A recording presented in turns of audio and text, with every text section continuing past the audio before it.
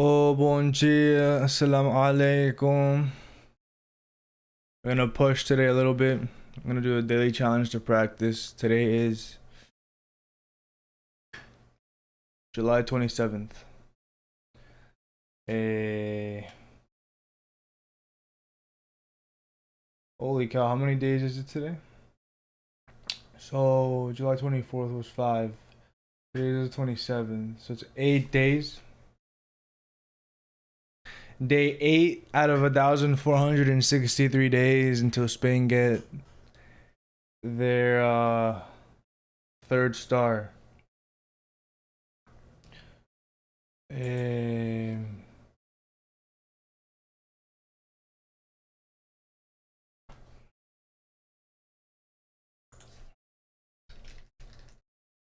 Give me a sec, I'm just...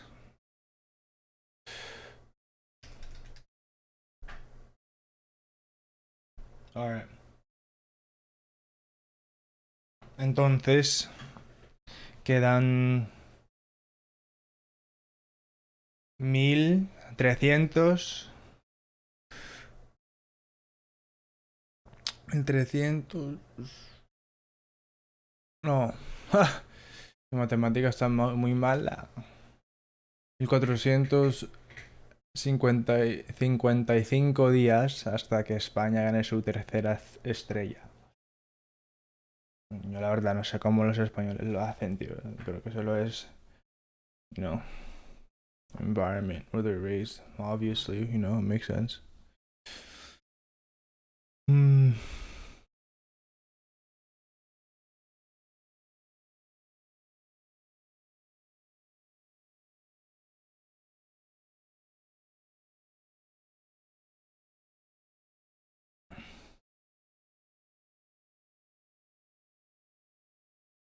Revolver by the Beatles.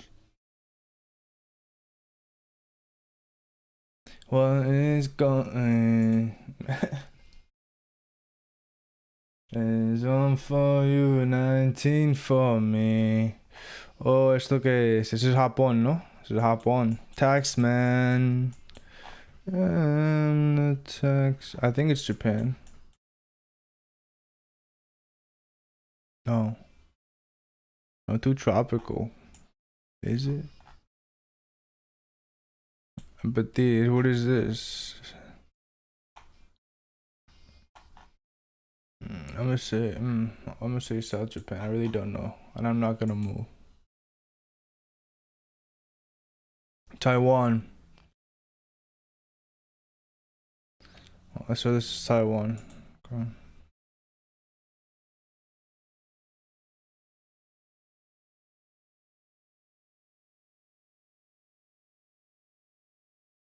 What's AG? Austria? No, that's not Austria.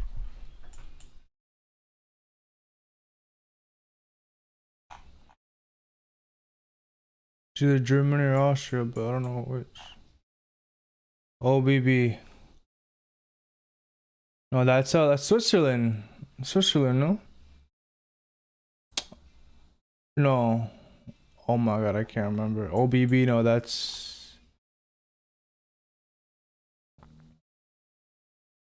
Austria. No, where in Austria?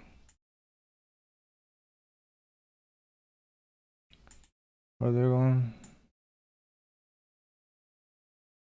Drautal. Drautal. Steinmetz Kirsten.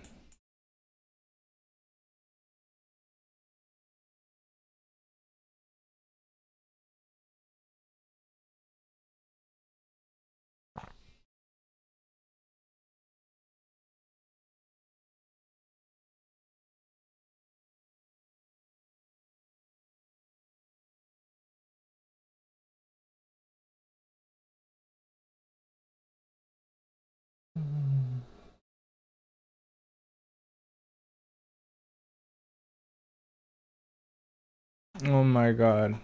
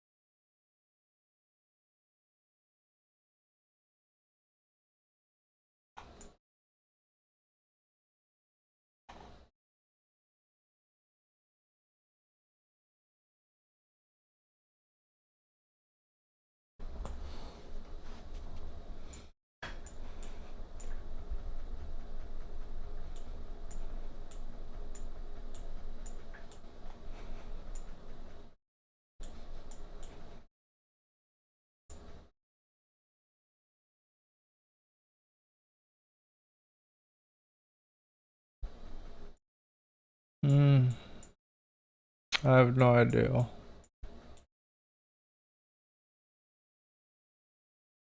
Saxness is what A is that?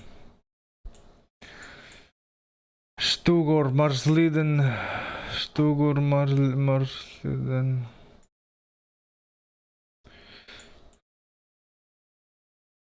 Trapsticksforsen. Trapstickfors. This is beautiful. Could this be Iceland?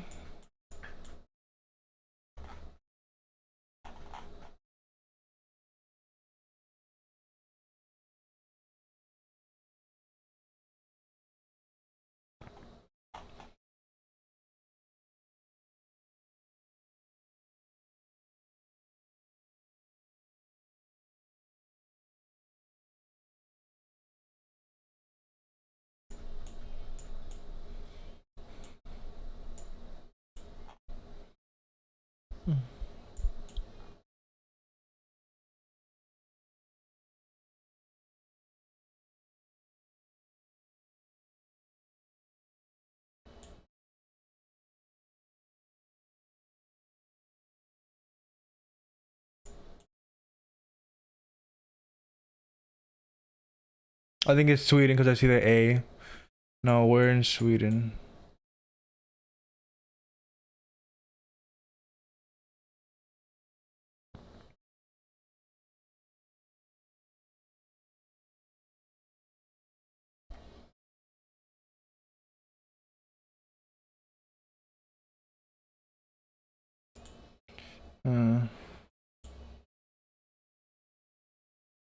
North or white.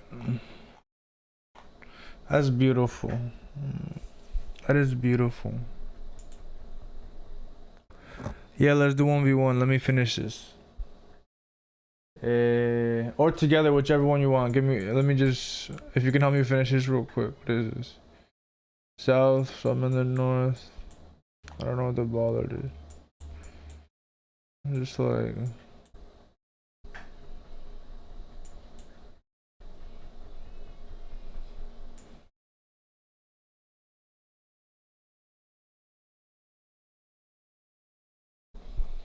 Southern Nepal. Interesting.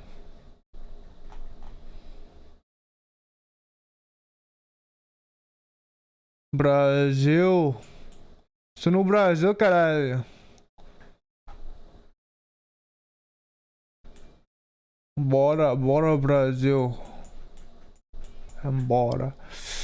And by my window, taking my time. Oh wow, that is horrible. Damn.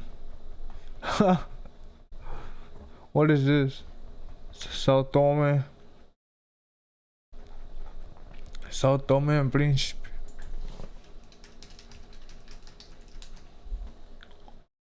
It's a country. Wow. All right. All right. How do we do this? Oh, here you go. Albania. All right.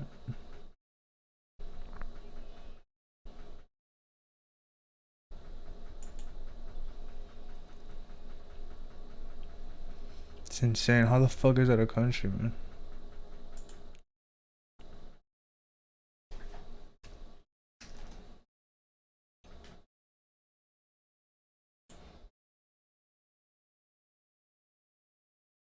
$245.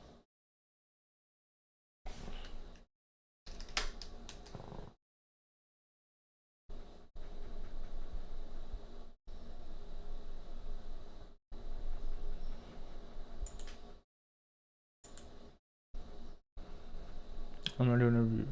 Oh, how? Man. I don't know how to do this shit, man. I'm new to this shit, man. What multiplayer? Team duels. Find teammate. No. Switch team.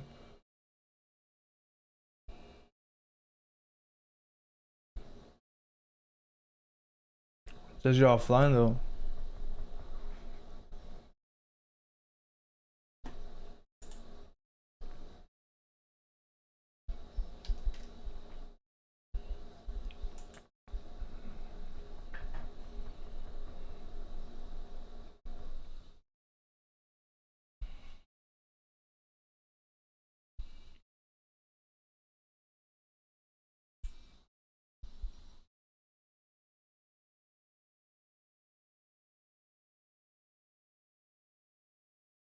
How, man? Oh.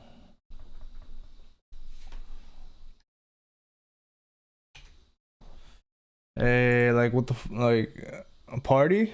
Party. Oh, okay, never mind. I got it. I got it. Okay. Invite. Oh, here.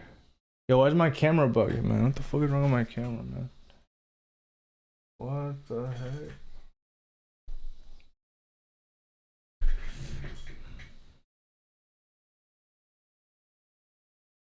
Alright, do I start a game?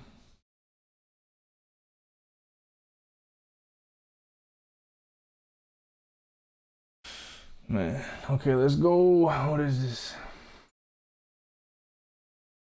Um,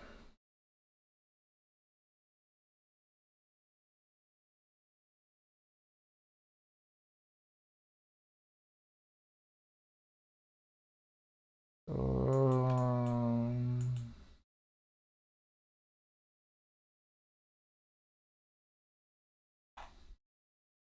can't see shit.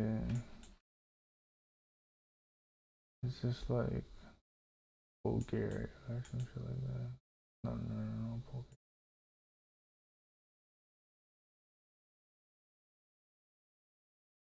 I need my love to be here. Here, I'm gonna say like each day of the year. Oh, damn, and look, Serbia. I don't know. Next round.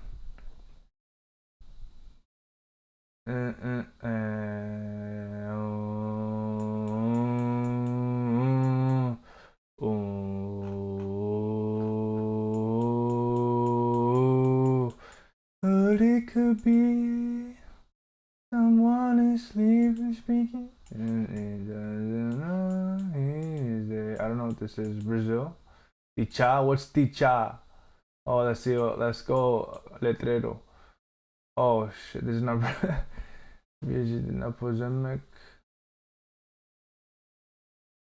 I'm gonna say this is like Czech or Slovakian. Czech or Slovakia. Here. What'd you say? Czech, yeah. You said Poland. Right. And if she's besides me, I know I need never care.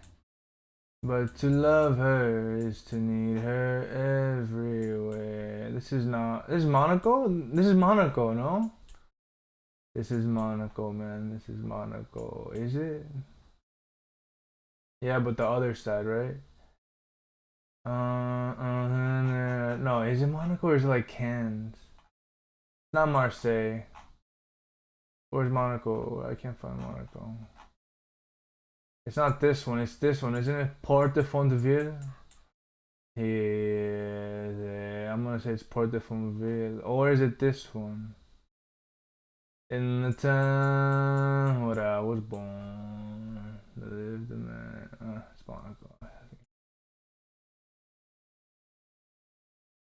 It was this one. Fuck, man. Alright. Oh, man. What? It looked weird. It looked different. The love's life in the land of submarine. And we sing to the sun. When 407. Beneath the waves in a yellow submarine. We all live in a yellow submarine. This looks like northern like either Japan or Europe, of course.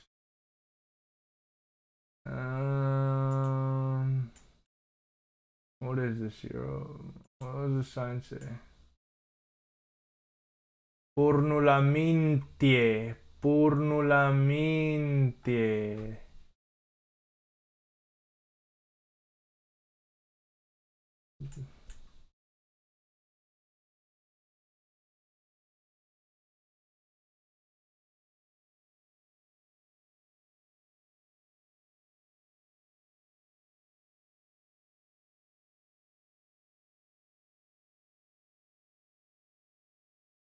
Shit, where is that, man? I'm gonna go fucking Estonia, I don't know. Finland?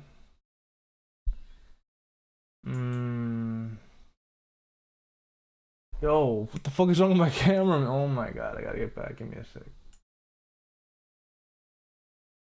Blue and sea of green in a yellow submarine. We Kinderfold. Looks like Swedish. Utgard. Gardon. What the fuck is Gardoni, man? Nah, this is not Sweden. This is Kinderfold. Polgares Mukodik. Parosunkban. Parosunkban. Polish. No. Mukodik. Serbian? It could be Serbian.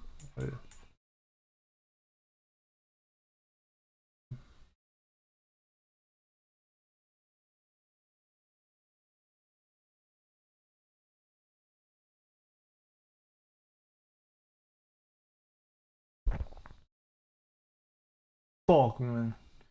Hungary? Yo, I don't. Oh, those are complicated languages, man. GG. Hungary? Wanna go again?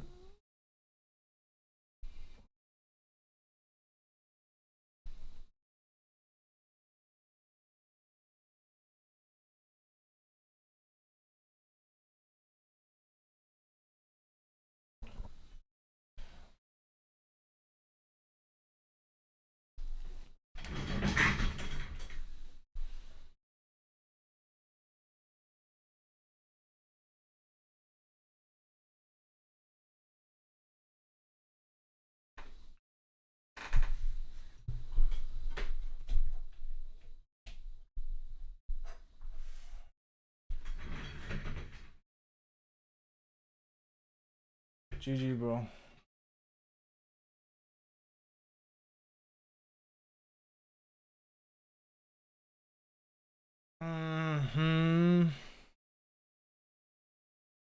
A ver, ¿qué vamos a hacer? Vamos a hacer Silver.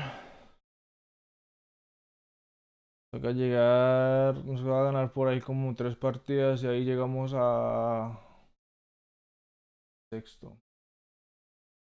Déjame quitarme esto.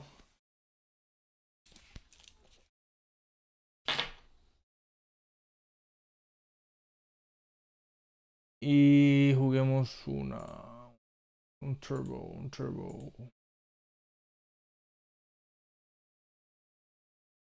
A ver si mi racha queda intacta.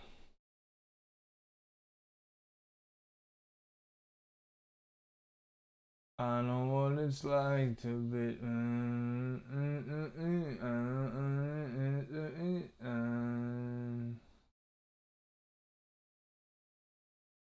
I guess people want to. Oh, there you go. Atlas.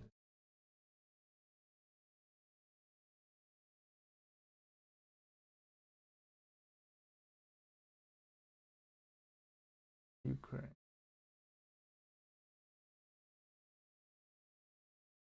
That's acrylic. Well, I don't see European plates. Probably like Russia, no? Like somewhere. I'm gonna say. No, I know it's not Moscow, but. Oh, Kazakhstan. What? I wonder if there's another way you could tell like the poles or some shit, you know?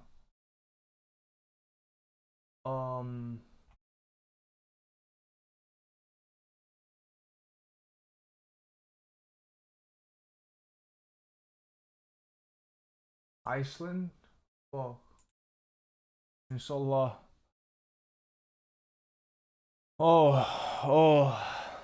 Close. Okay. Not bad. We're still walking. Oof, we're still walking.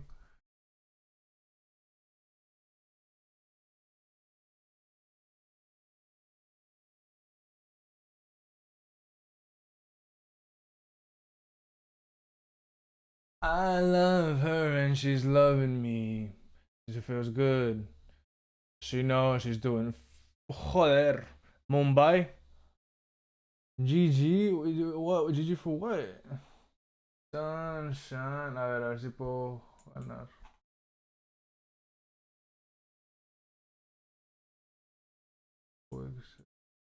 Philippines. Tagwig City. Tagwig City.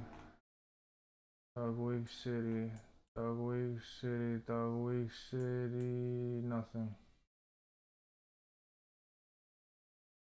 Vamos, vamos, vamos. A ver si. A ver.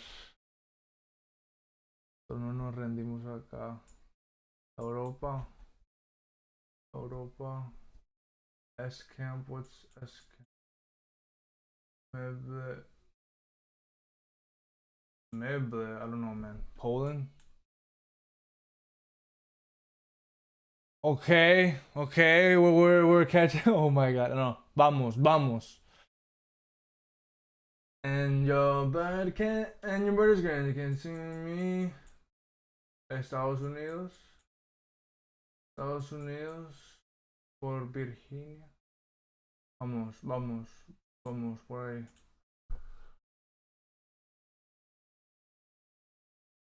Oh, joder, vamos, se puede, vamos que se puede. Uy. Ok. Uy. Báscula. ¿Qué es báscula? Vamos, no me dejen, no me... Eso será vasco, eso será...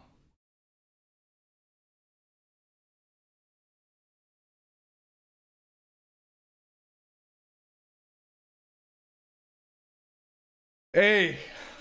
¡Oh!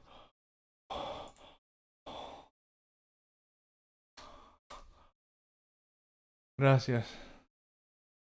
No, qué remontada, pero qué remontada he hecho, ey, España, España, uy. País Vasco, así se llama, ¿no? País Vasco.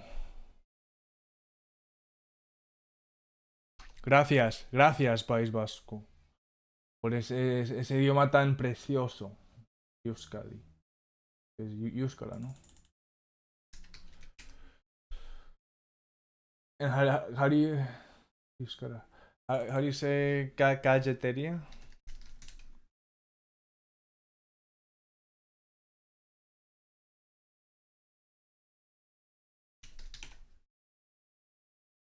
Cafeteji. Cafea. Yo, es que café está en todos lados, ¿no?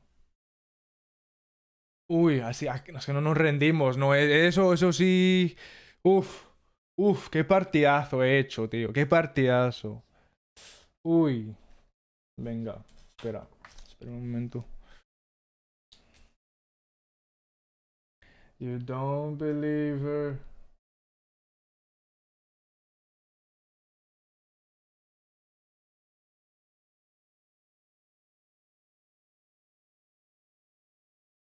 Ok, pero voy a celebrar con un poquito de cena.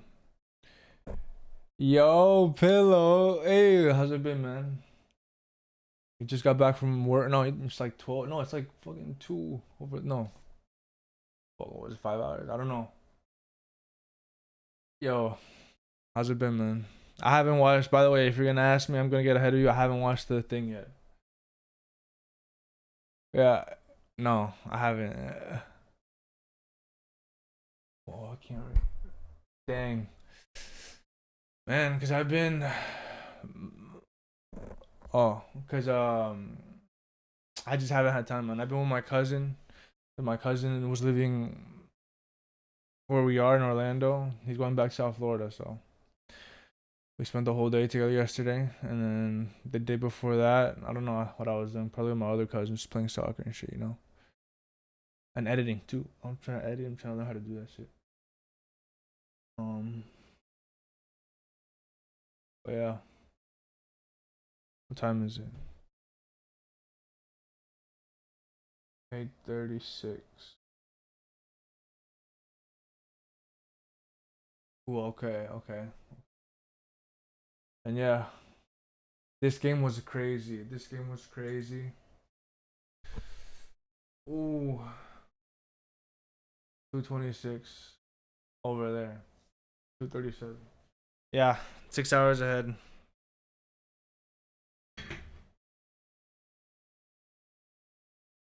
What have you been up to? Why are you awake? So you got work? They got you working into the late night.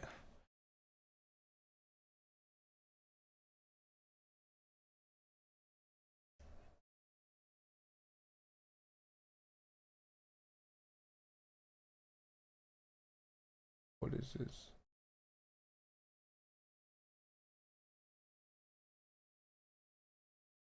Not today. You're just chilling. But usually, yeah. You just can't sleep. You have insomnia right now.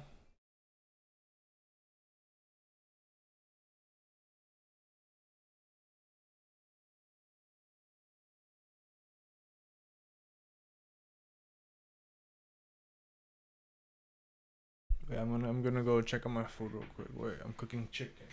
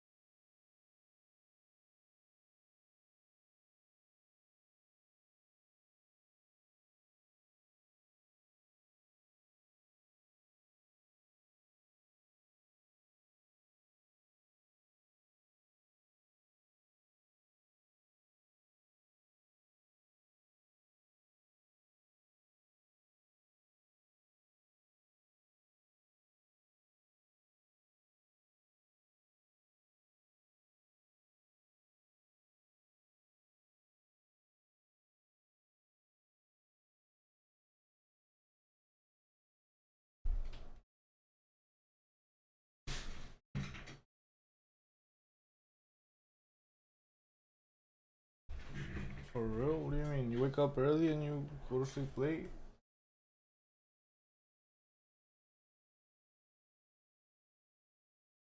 By the way, please forgive my like chewing noises. But the noise you just let me know. I chew with my mouth closed, but you know, like the food just like goes in there, you know.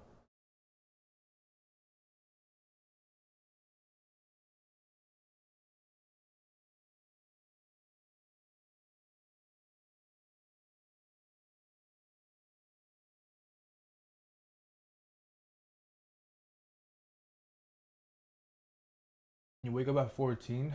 What? Oh, like 2 p.m. You guys say 14. Oh, that's cool.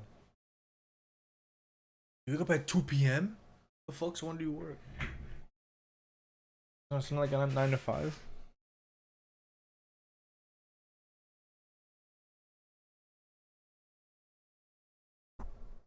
It is a 9 to 5? Yeah, as in like, yeah, it's two, it means 2 p.m.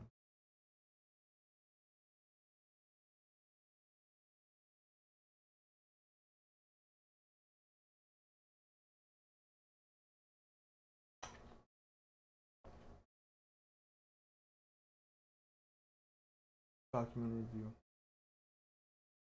Ah. So you work overnight.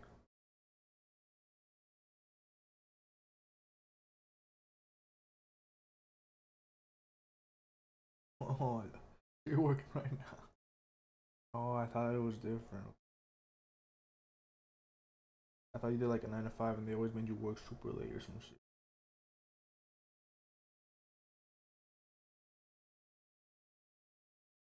So you just like do that shit and you chill on Twitch. Yeah, that's chill, man.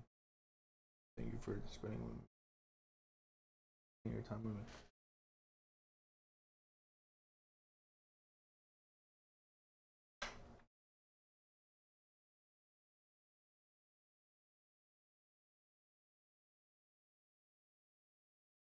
A ver.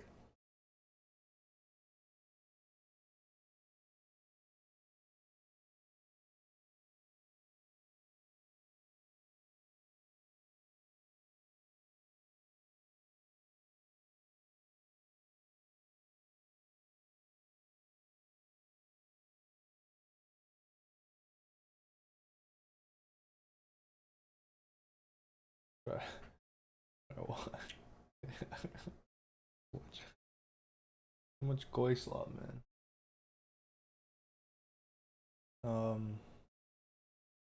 Pushing here.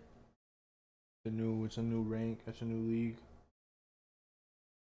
So you gotta kind of push early in the week and then go later in the week. Well, and editing after that. Smoking. I ran out of weed and I went to buy some because my stepdad actually out of nowhere just texted me, man. I ran out of weed and I'm like, I'm not gonna buy anymore. But then literally I'm chilling on the balcony just doing my thing where I don't have weed. I'm not smoking. Like 2 p.m. today. I'm not smoking. Where I would usually be smoking. I'm just sitting outside. I'm like, let's see if I feel at peace as well or some shit, you know. My stepdad text is like, hey, can I buy something off you? I'm like, what? You're like you barely. So I'm like, yeah. I mean, I lost my plug. Let me see. So I bought 2 ounces of my 2 ounces of my plug, and I'm like, do you want to join? To my stepdad, I'm like, yeah, it's for a friend. Okay, cool. I'm gonna. I just tried that shit today. Cause you never know when you buy 2 ounces, man. Cause it costs $200, at least for me. And it could be good shit or bad shit. So far, I think it's good shit. I think it's good shit. It was purpley. Obviously, the color doesn't matter, but it had a nice pull, nice taste. Um, and it got me high very quick. But I guess not. Like it gets you a bigger high in the beginning, but it can keep you high for long after.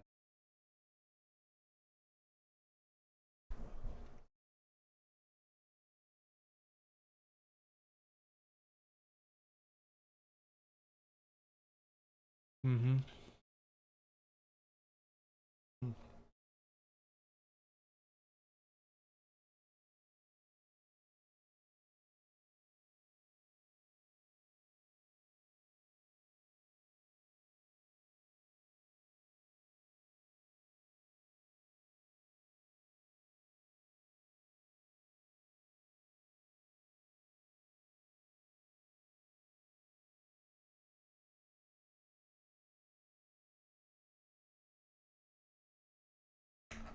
I really am.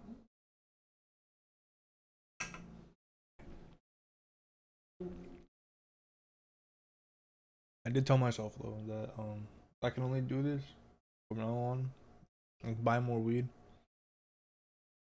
if either I sell some of it. I don't know what percent. I haven't decided on that yet. Either way, I'm unemployed, but I did sell before, to my coworkers and shit. That was super easy. But now I don't have like an outlet. I'm not gonna stand in the corner, in the corner of a street, just be like, yo, you want some good shit? You know? You have to have like a network. You know what I mean? But I'm unemployed right now. So to friends. I mean, I don't know. We'll see. Well, I have to get a job before I finish these classes first.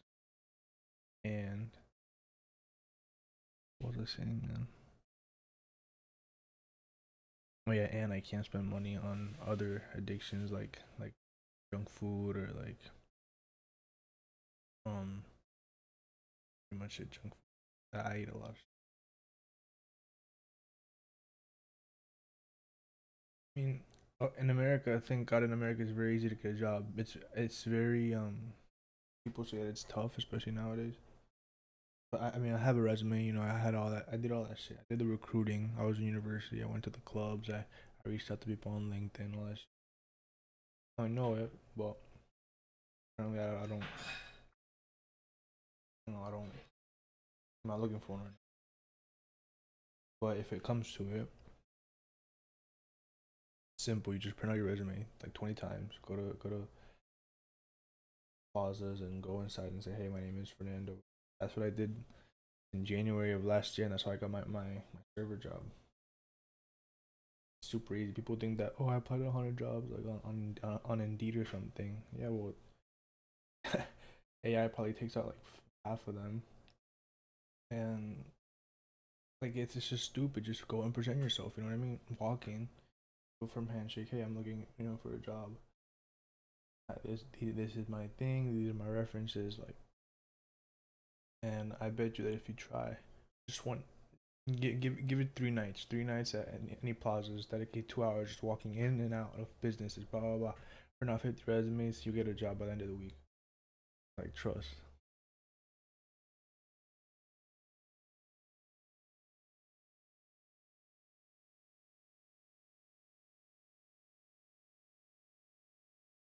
But it's not hard.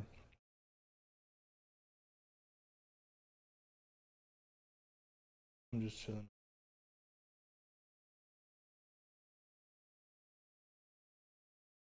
Thank you for the advice, though.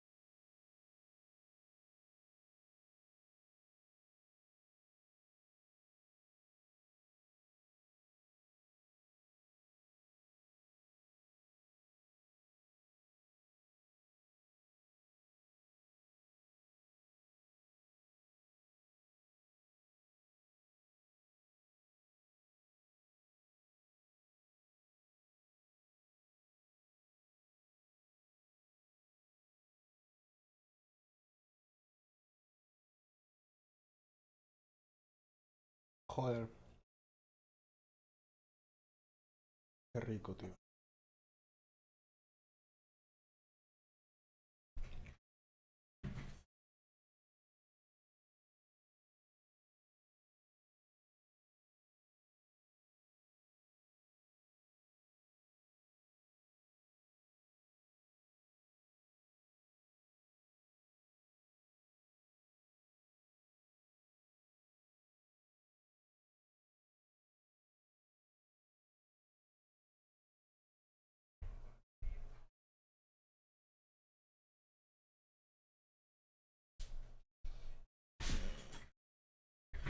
Damn, man. You insist. But wait, give me a sec. No, but I'm joking. I'm joking. I appreciate that, because I do believe that people do love to talk about themselves, including me. I'm a conscious of that. People do love to talk about themselves because it's fun to reminisce, and it's cool to have someone that listens, that actually listens. You know what I mean? So, I mean, but I don't know. Let me see. Yeah. Let's see what else. What else can I say? At 24, my biggest regret, which was my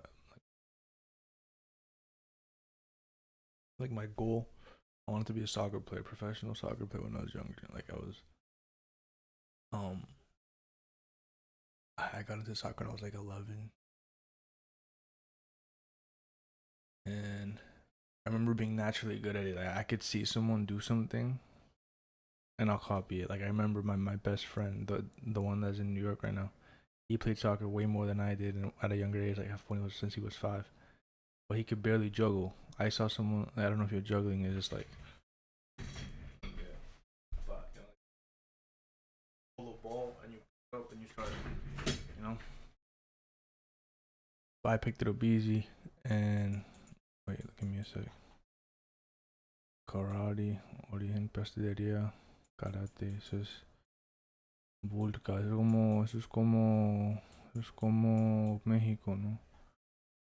México. Dice un pare o un alto, ¿a dónde dice paro alto?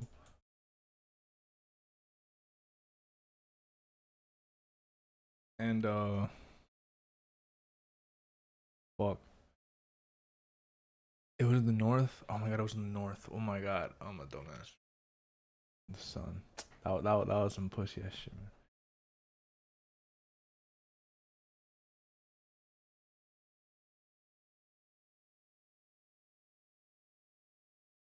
Caixa.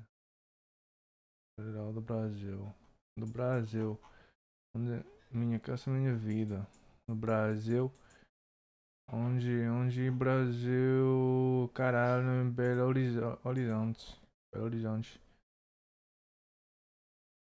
Um. Yeah, so I love so and I was very smart and I wanted to graduate early like high school here. It's 12 grades. 1 through 5 is K through 5 is like elementary. 6 through 8 is middle. Wait. Like Philippines or Korean. What the fuck is this? Philippines or Indonesia? Attack sábado. Oh, okay.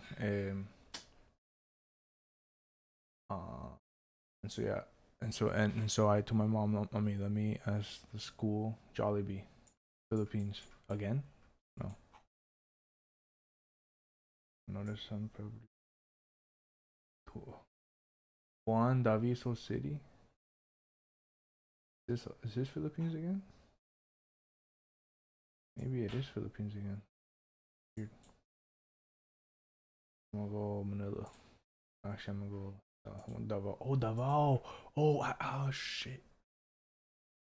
Oh, okay.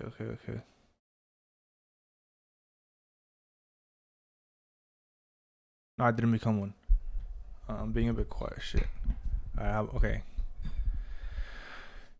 No, and then um.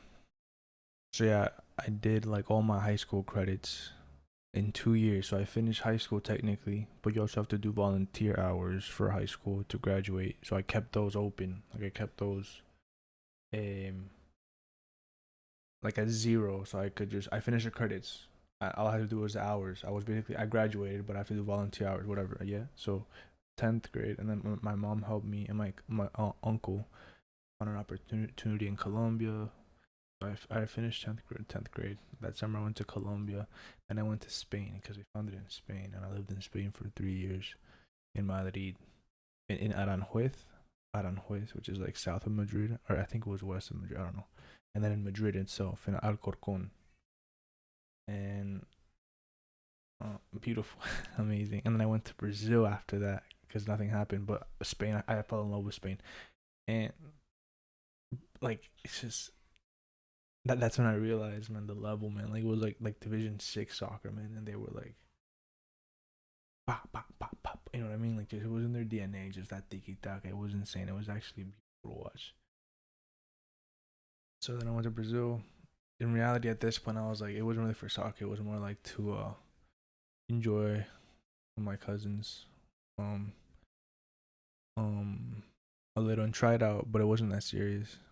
Um, and then we went over there to Brazil, and I came back, and then to the States, and then I did that summer. I did like 3 months with my other uncle on my dad's side. I some work in his company. So it's like IT shit, like lights and then sound systems and buildings and shit. And um and I was debating whether or not to go to college. Subdynamic warrior, and I was debating whether or not to go to college. And everyone's saying yes. So I applied either way. And this was my 11th, my 12th grade year, right?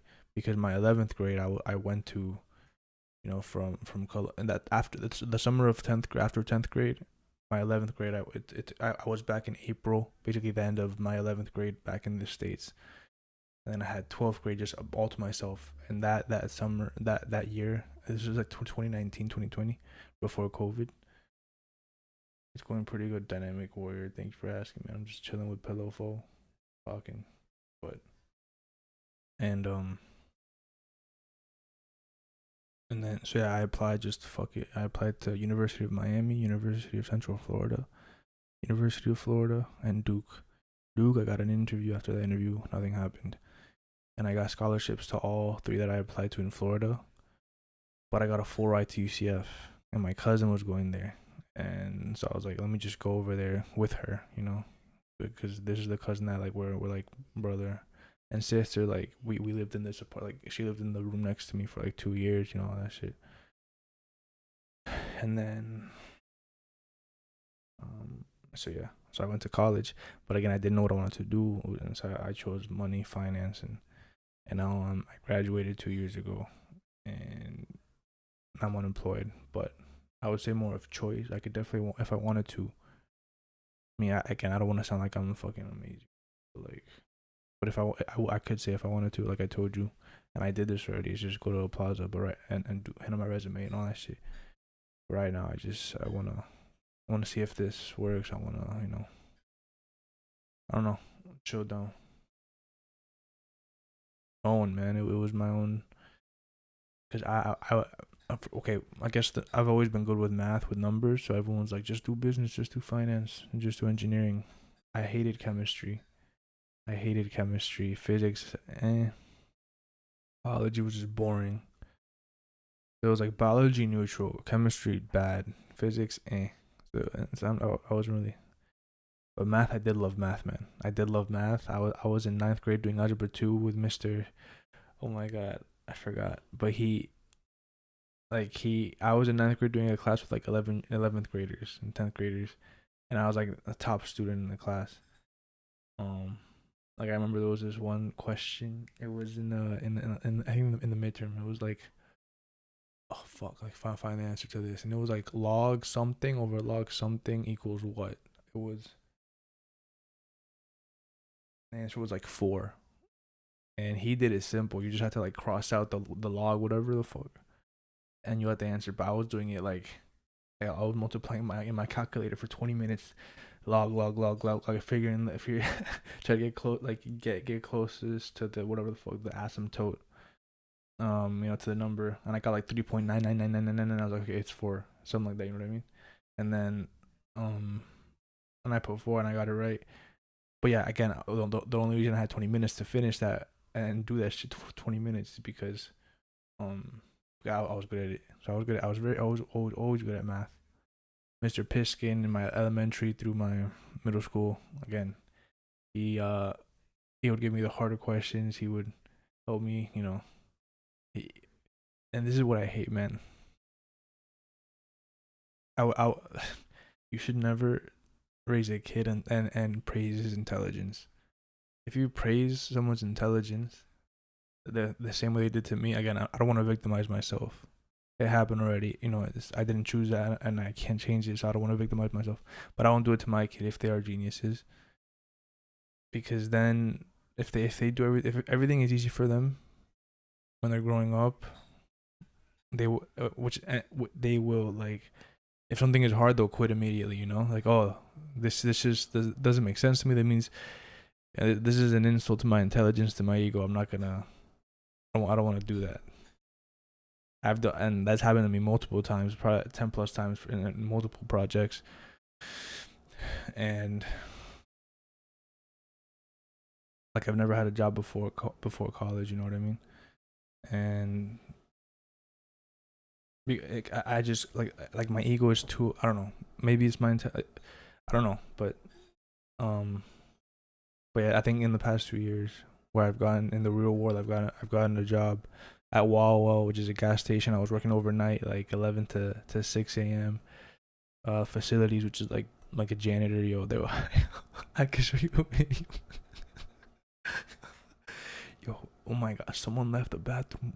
It was fucking disgusting. I walked in, and it was like flooded, and it smelled like fucking piss and shit. I have a video if you want to see it. If not, I won't. But it's disgusting. I also worked at Home Depot, and I also worked at I did door-to-door sales for like a week, but that was shit. Was that? Sure, okay. And Home Depot. Oh yeah, and Gen Korean Barbecue. That was a server position. That one was very fun. Wait, let me see. videos.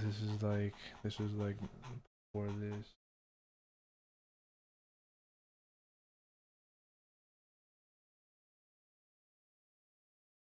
And so yeah, so that, and then I got, that's when I started smoking. Like I never drank or smoked before, like in college. I did it only after I got into the real world, you know. And I've opened up, like smoking, I would say helped me open up my eyes a little bit. And I'll show you here. Like it helped me get into the bike, right in nature and shit, you know. Like this is all me just, like this is me smoking. This is, yeah. But I was biking a lot, and I did. I'll show you later. Okay, but look at this shit, man.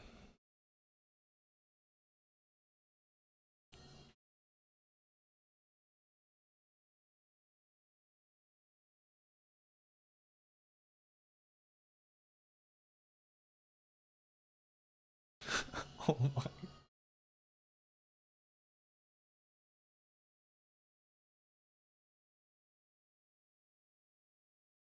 I cleaned that shit, man. But like again, I'm acting like a pussy, but people have gone through worse, which is what I tell myself, and I'm like, nah, this is easy shit, man. Like tomorrow, I'm gonna be clean. Like what the fuck, you know? So, but yeah, and I got into the biking a lot, and then my cousin out of nowhere decided to. We wanted to do key. We wanted to ride the entire keys, man. The entire keys. Actually, let me show you this fucking dope ass fucking duck.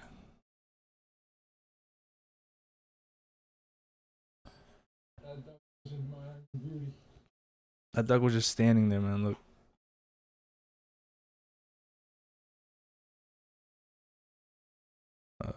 Do you see that? Ah, right there. Oh fuck, whatever. And then,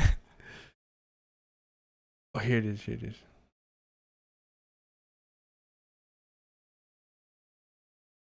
Oh no, that was the next day. That okay, but look at it. Look at it. That was the next. This is March 4th. This is March 4th, and this was March 3rd. March 3rd, yeah. And I climbed up on top. I climbed up. Where is this? Here it is. No, no, no, no, no, no. Yeah. On top of that bridge. Look at that duck, man. I called it Play-Doh because it's just contemplating. And then, so yeah, here's the keys ride, man. What are you doing now? At 60 miles.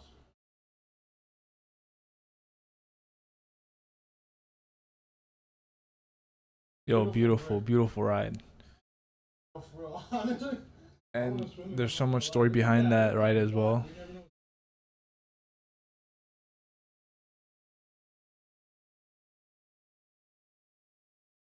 Oh yeah, and then I went to Vietnam with my mom, and this is Vietnam. But so yeah, I would say,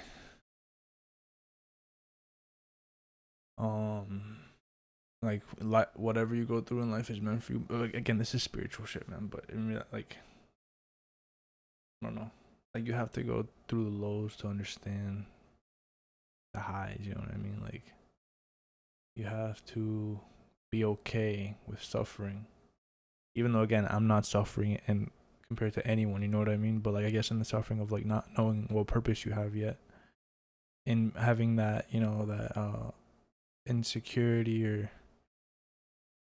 like doubt of like what is my life's meaning, you know. And again, it's you can't compare that suffering to other people who actually go through suffering in reality. I'm not suffering in reality, I'm suffering in my mind. um but I guess I was never um brought I was never humbled until after college, when like when I realized that intelligence isn't everything, you know. and and I guess that's good, but and I still have that ego thing. I still have that shell, like that, uh, like protecting my intelligence. I don't like it when something gets hard. When I again when like I'm coding and I haven't done it for 3 weeks, I just, you know, I quit. But and I know that that's the wrong thing to do. But I don't know. We'll see. And again, this is like, again, this is like just suffering in the head. It's not no one's problem. It's not anyone's problem except mine. You know, this isn't real suffering. I could easily, and I should be content with like being a server, working at Home Depot. You know, but I'm just not. You know what I mean? But honestly, no. I mean, server streaming, that doesn't sound too bad either way. I don't know, but um,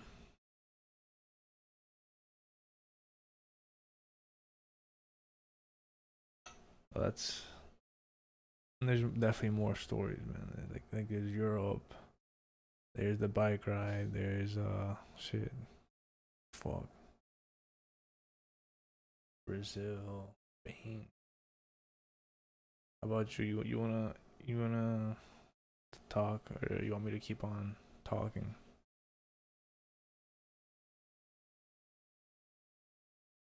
Let's play one more real quick, though.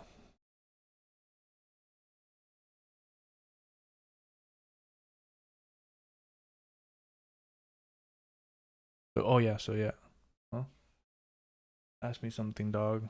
I mean, you just literally you told me, tell me about yourself. So, well, eh, how did you learn English? Like, yeah, like you speak English like in the, like, I wouldn't think you're Polish. I would think you're actually American. The way you say dog and boy and dang and Jesus and like, what's it called? What did you say last time? Blood? Like you sound like someone from Atlanta, man. Yeah, yeah. I love the internet. I love the internet. What? Okay, so internet. But what about, so they don't teach it in Poland? Speaking it, writing it, it's not like a second language requirement. Skole. This is Denmark. Go quickly. Put pressure. Oh, she got Denmark too. Smith Patton. Painfully and ineffectively for real. Like, give me a sec. Let me lock in. This is Europe. This is beautiful.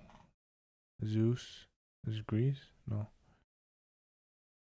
Distribution. Romania. I'm gonna say. No, not Romania.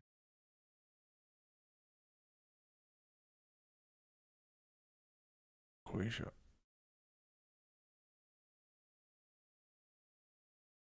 Let's go. Eh, why though?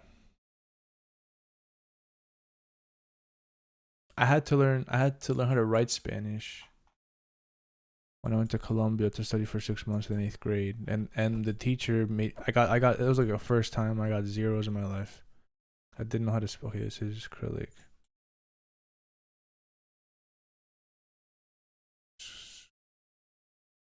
Could it be like, nah? What the fuck is it? Like tropical? Why does it feel tropical? This is an eerie picture right here. A lady just walking to this eerie building, but that's cool. I'm gonna say it's like here. Oh, trop. Okay.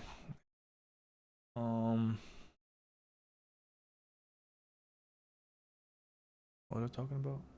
You hate Asia? Why do you hate Asia? Felipe Gordon. This is Colombia, no. Peru or Mexico? Or Central America?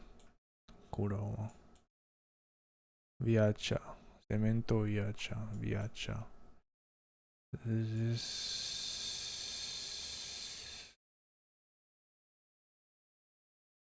Arequipa, man. I don't know.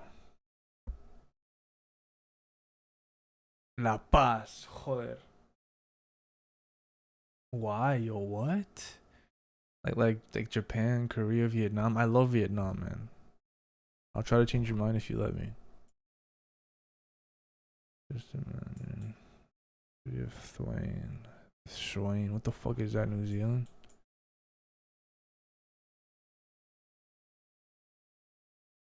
fuck is Schwain? M16. This is Ireland, no?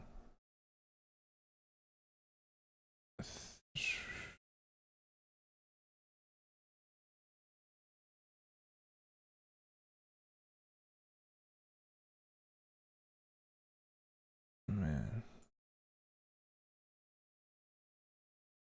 M16. Where's M16? M16. I don't know. Where's M16? Could it be? Puta marica. Why? Why do you hate those? I don't get it.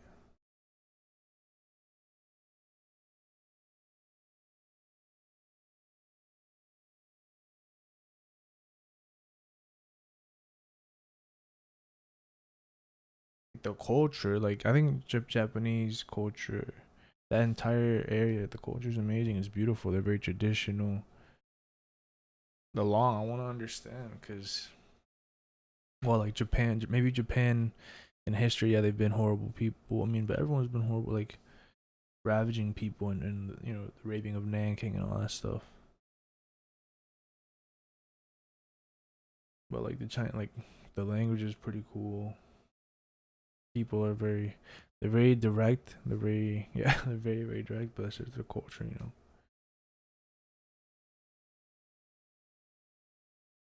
Maybe the emphasis on school and on education is a bit too harsh on the kids, you know. Sometimes I would agree with that. You know my story. Um, but yeah, are you right that I'm gonna go get more chicken?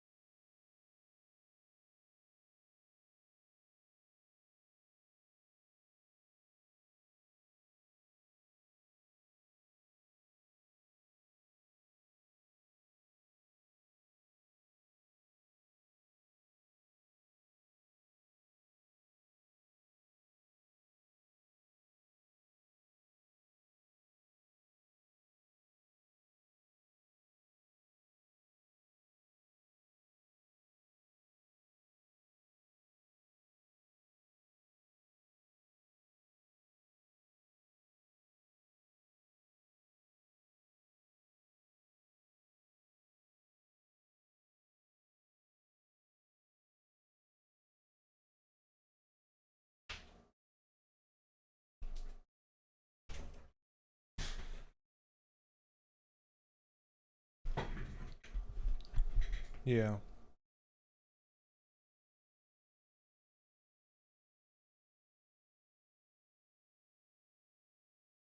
Yeah, I do agree with that. I do agree with that. Okay, I see what you mean. So I thought you didn't like their like their culture, but you don't like their I guess their I don't know, lifestyle system, economic system. I don't know, but I don't like that shit either. I think it's wait, what the fuck is this?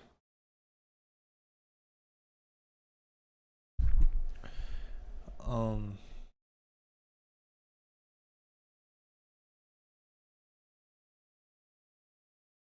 I mean,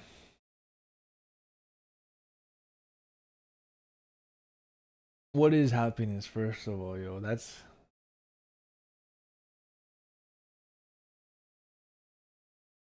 I mean, not everyone can sit down and think about the things that you think about and deeply the same way I sit down and think about these things deeply. Like people don't know what the fuck human cost is, or or individuality. They don't understand that. I mean, maybe they do. No, they do understand it, but they don't think about it as deeply for them to care enough. They have to worry about bills and all that shit, and it is horrible. And looking at it from the outside, it does reduce them to just again like dollars or numbers or statistics or just yeah, um, just like a cog in the wheel. That's what I didn't like about investment banking when I was recruiting for them after I.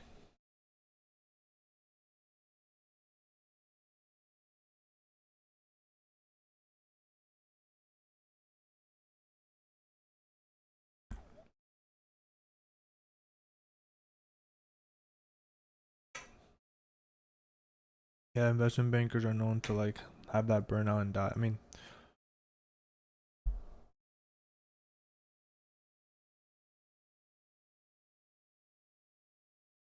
and the rate of suicide in Japan is high, no? Um,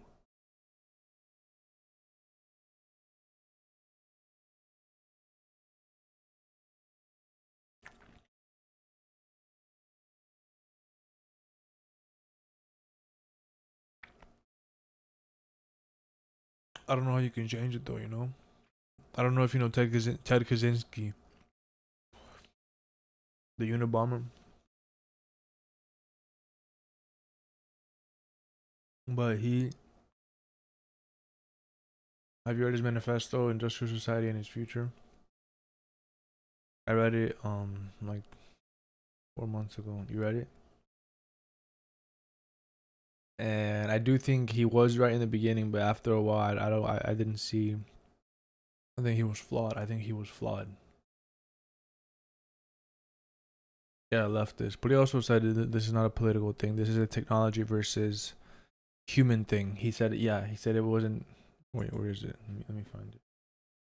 I have it here.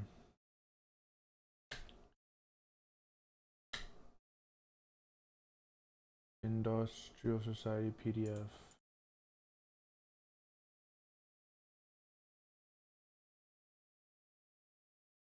Hmm.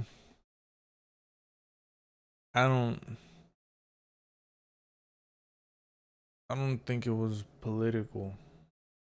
It was technology versus humans. He didn't care if you're a Democrat or Republican or conservative or liberal. He just wanted to kill anyone who. Why did zoom out? Oh no. Um,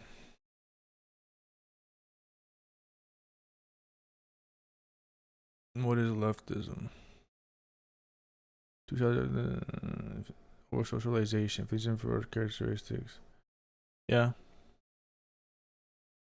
but I'll show you the part where no,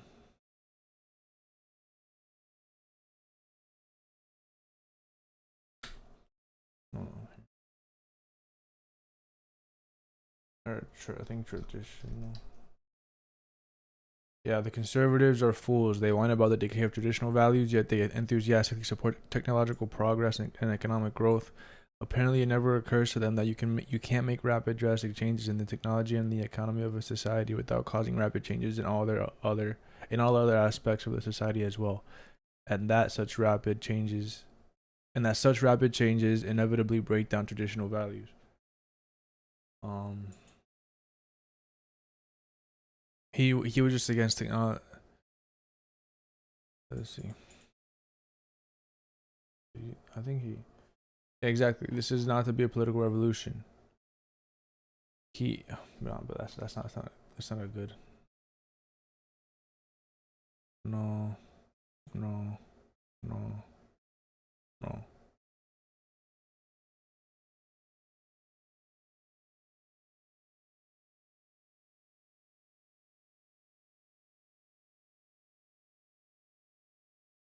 States A does B.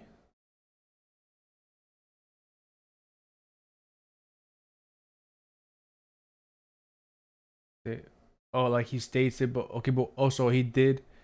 You say that his actions say otherwise. He killed what, like 3 people?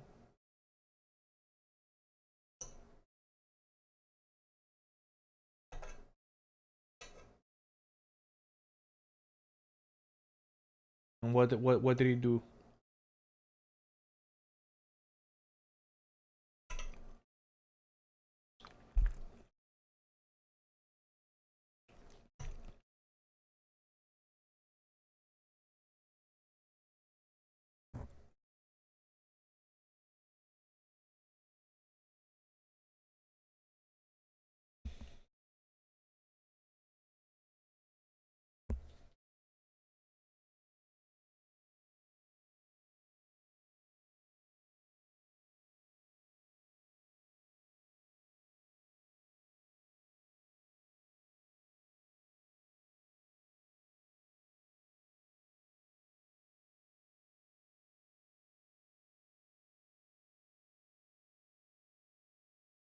Polish, by the way.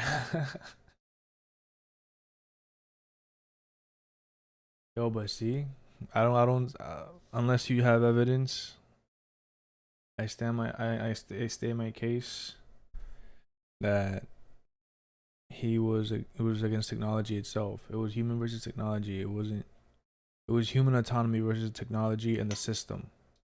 It wasn't political.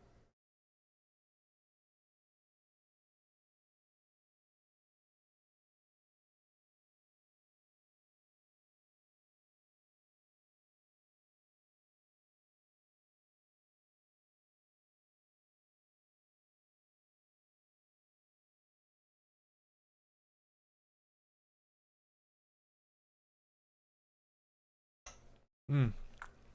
I'm not saying this is okay. I hope you understand that.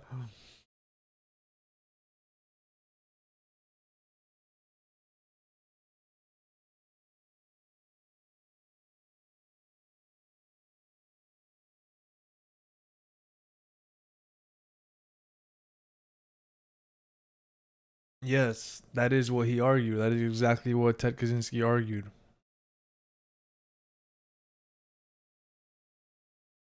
But he said it should happen sooner rather than later.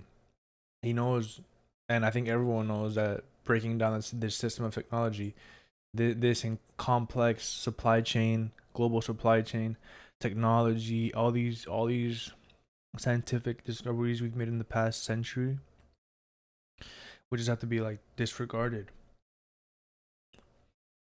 It is impossible. It is impossible. Exactly. So that's why I mentioned it, because these people in Japan and China, therefore it's inherently political.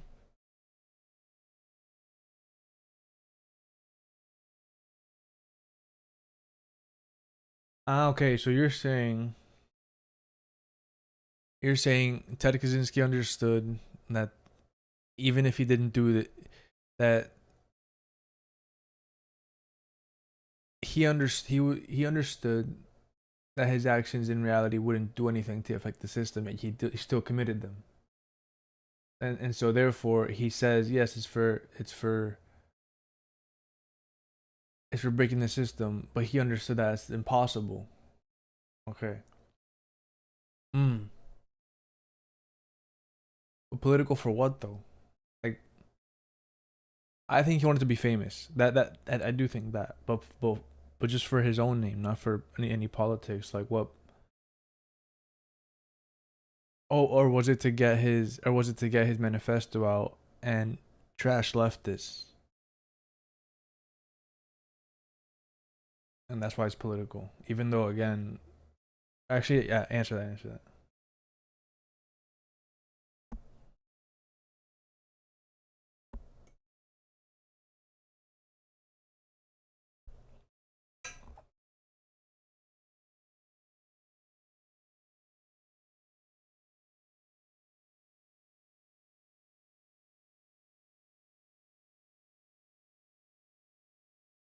Everything is. Oh, so you're saying any viewpoint, any lifestyle is always political. That's it's interesting. Even if you call yourself apolitical, you're still political.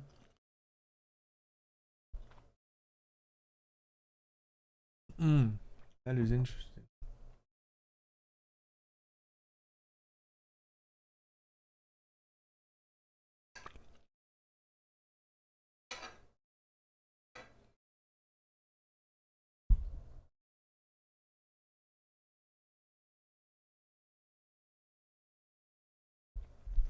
I mean, I guess yeah, because politics is just the division of resources amongst the population. No, no, not accumulation. The accommodation. No,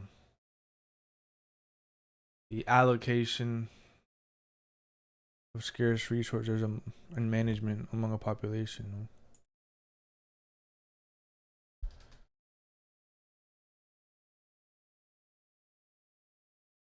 Manage resources in a society.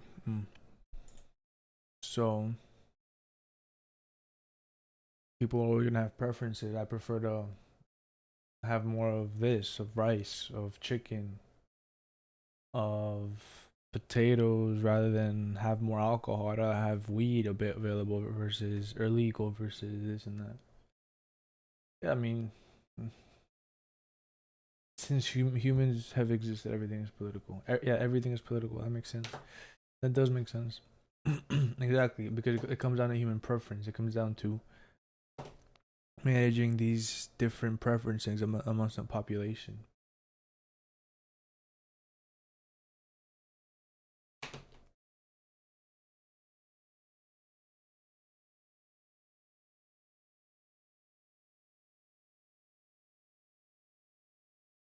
Oh yeah. Oh, of course.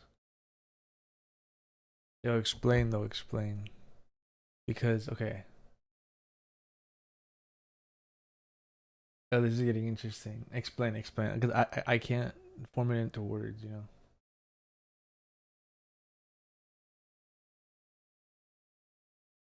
How is sex political?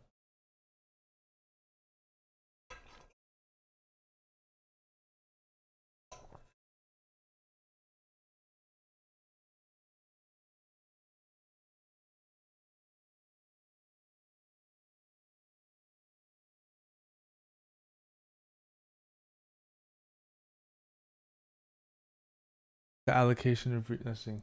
Define. Let's define political first of all. Again, the ways that people run a country, city, or group.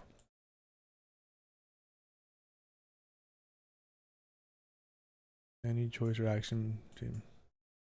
Yeah. I mean, people. This is getting spicy, man. I like this. I like philosophy, man. I like this.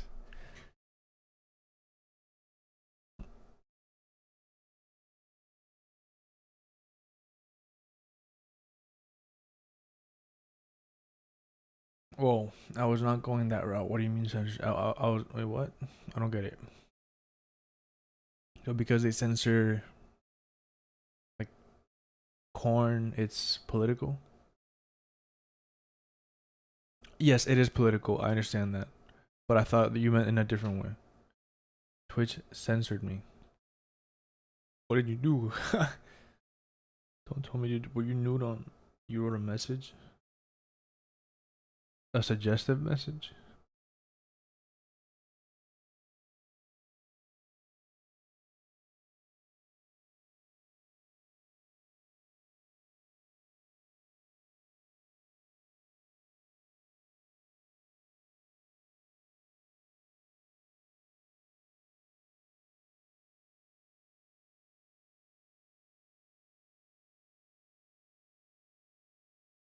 Okay, what happened?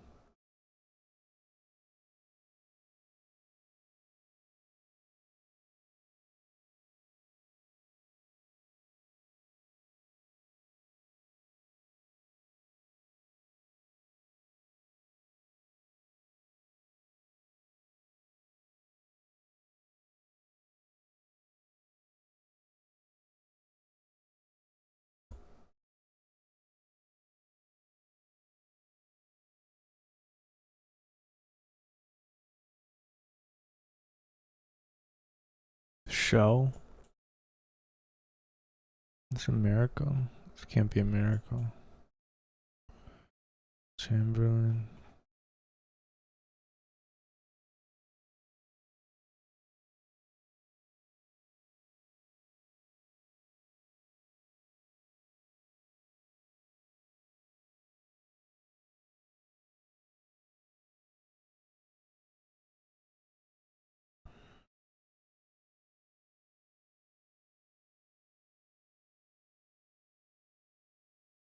Hmm. Give me a sec.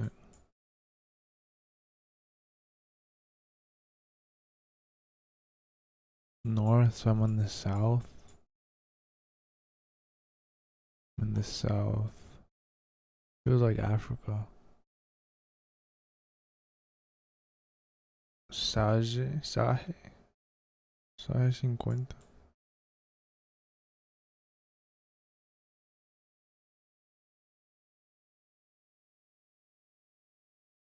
Africa, Latin America. Let's see, is it like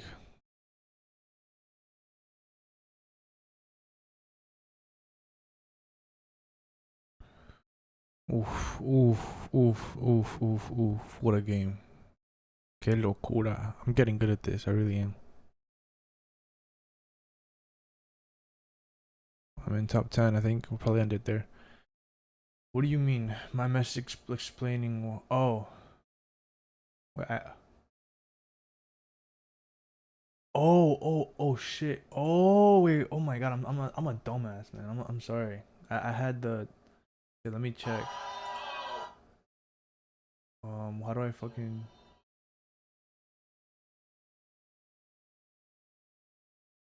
Censor? Okay, now how do I check the chat? Like, the other shit.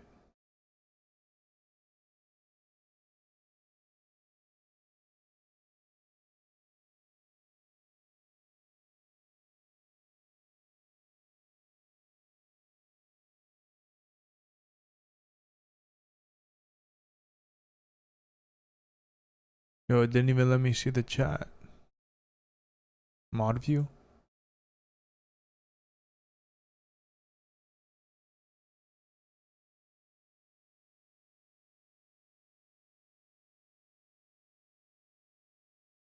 Fuck, man.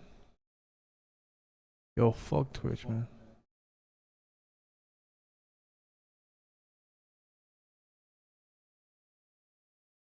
Oh.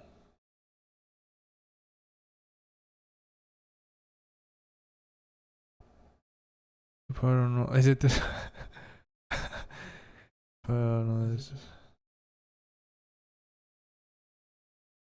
Is it bad if I post this? You probably don't know this, but until the Octavian times was legal if you were the dominant one.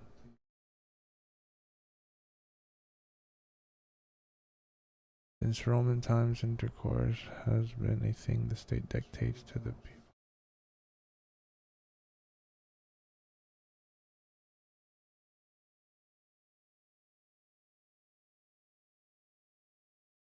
Whatever.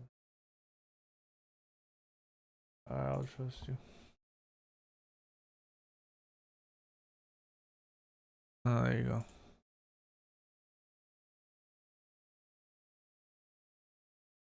Um, I did, um, like Marcus Aurelius, right? He was gay. Like it was, um,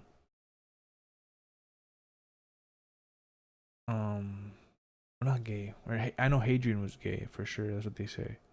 Like Marcus, like for some, I don't know who mentioned it. Like I forgot what the fuck it was. Um,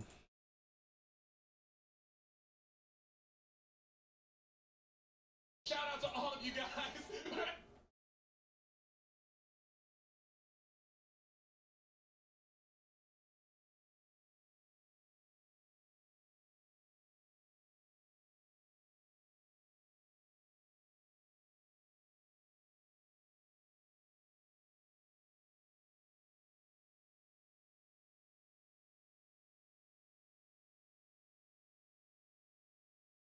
Yeah, emotionally charged letter with his mail to her fronto. It wasn't like a gay or anything like that, right? It wasn't like it was just something political, right? Is what you're saying.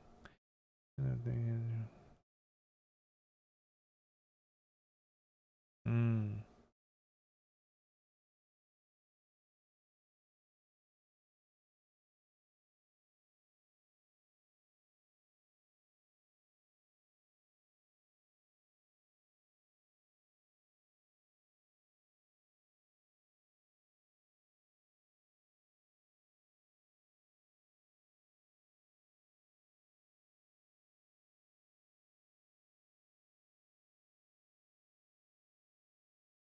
Putting a stop to homosexual love of young men.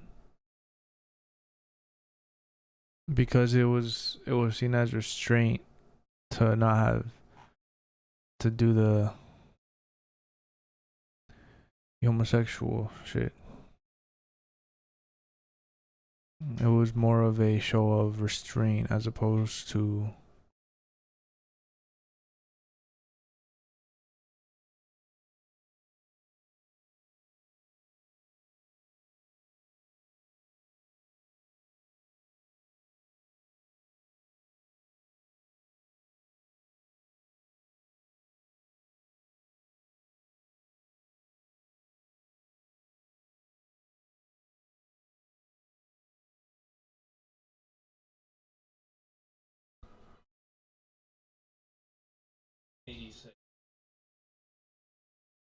America. Yo, please give me a sec. I'm gonna go take a shit or something. Give me like 10 minutes. I'm gonna go smoke, man. I feel like I would enjoy this.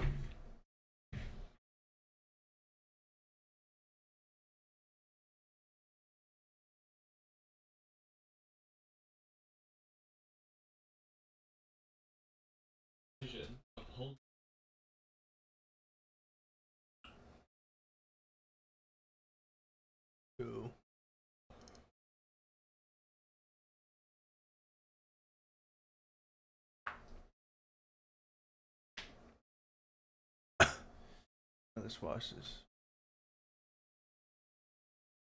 In 1986, the Supreme Court of the United States of America made a landmark decision upholding state sodomy laws which criminalized homosexual acts between consenting adults. Chief Justice Warren E. Burger justified the decision upholding state sodomy laws which criminalized homosexual acts between consenting adults. Chief Justice Warren E. Burger justified the ruling by referencing, among other things, Roman law, stating that proscriptions against sodomy have very ancient roots. Decisions of individuals relating to homosexual conduct have been subject to state intervention throughout the history of Western civilization. Homosexual sodomy was a capital crime under Roman law, see Code Theodosius 976 and Code Justinianus 9931. What is interesting here, however, is the fact that the first law referenced here, enacted around 389 to 91 by Emperor Theodosius, only criminalized the act of passive male homosexual sex.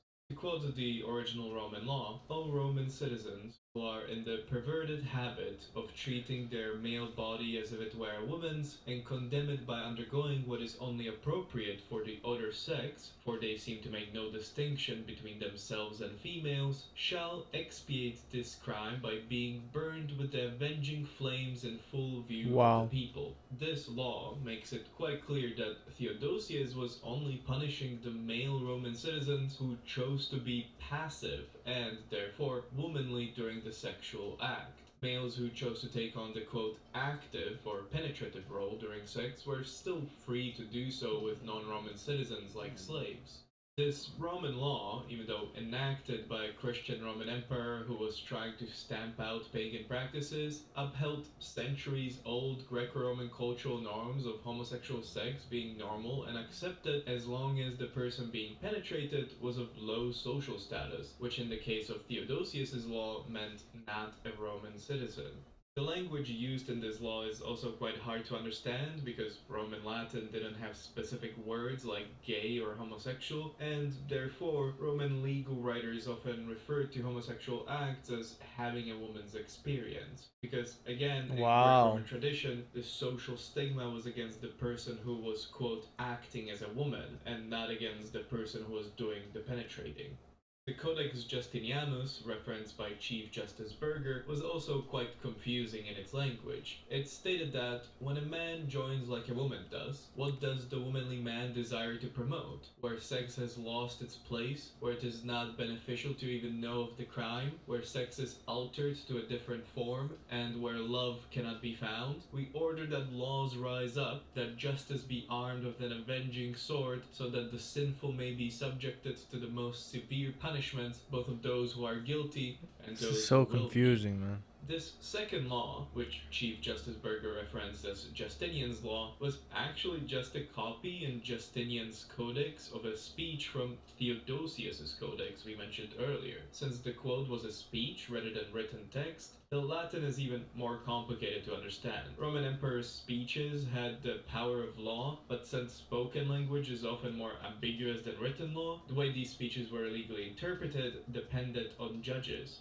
Since this quote is present in the same legal text as the previously mentioned Theodosius's law, and since it explicitly mentions only a man who joins like a woman does, and not the quote penetrative man, most historians agree that this speech in Theodosius's codex is there just to give more credence to the already written down law against passive male homosexuality and does not ban male homosexuality outright. It then appears in Justinian's law code later because Justinian was compiling all the laws of the Roman Empire and it doesn't have any other.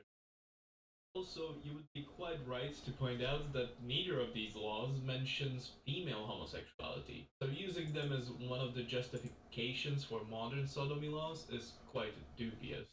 If Chief Justice Burger had done his homework, he could have actually quoted a different law enacted by Justinian, which did outright ban homosexuality in the Roman Empire. Justinian's Institutiones, enacted in 533, clearly stated that the law punishes with death not only defilers of the marriage bed, but also those who indulge in criminal intercourse with those of their own sex. This 6th century Roman law, which unquestionably punished homosexual acts, was a culmination of a cultural shift towards a more conservative notion of sexuality in Rome that began at the end of the Roman Republic. But why is any of this Roman law relevant? Well, Roman law is the basis of much of modern Western law. And even though modern countries' laws are far removed from ancient Roman law, they are still heavily influenced by it. In fact, as we have seen in the 1986 Supreme Court case, even though today it is legally inapplicable, Roman law is still referenced in modern legal proceedings. That is why I want to explain the history behind how this still reference to Roman law was developed in regard to sexuality, because it was during the time of the late Roman Empire that many of our more conservative ideas of what kind of sex is proper and improper were created, even though early Rome, for better or for worse, was unabashedly quite a promiscuous place. This video has limited monetization because I'm talking about the history of an act which most people around the world do and therefore is deemed inappropriate for some reason. Actually, at the end of this video, I do talk about how sex came to be viewed in Christian society as an inappropriate thing to do or even talk about, which ironically relates to why, in the 21st century, my video about sex isn't monetized. But with all that said, since I'm making very limited money on this video, I would like to promote stuff that does make me some money. First, and most importantly for public history, I would like to mention all the affiliate links to the many great books on the history of sexuality that I have used for research.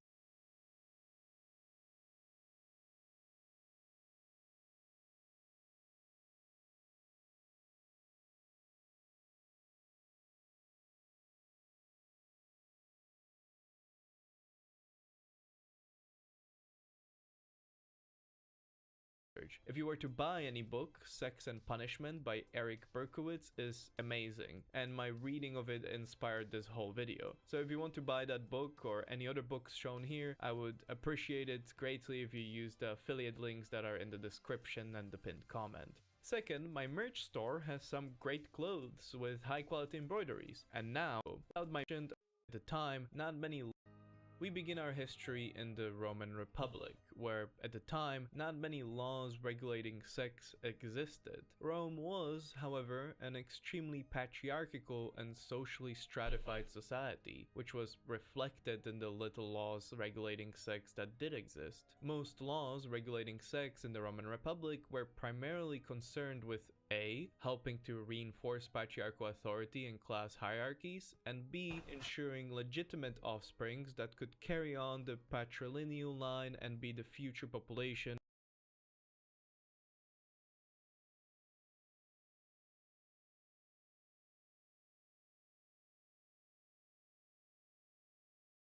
It's insane how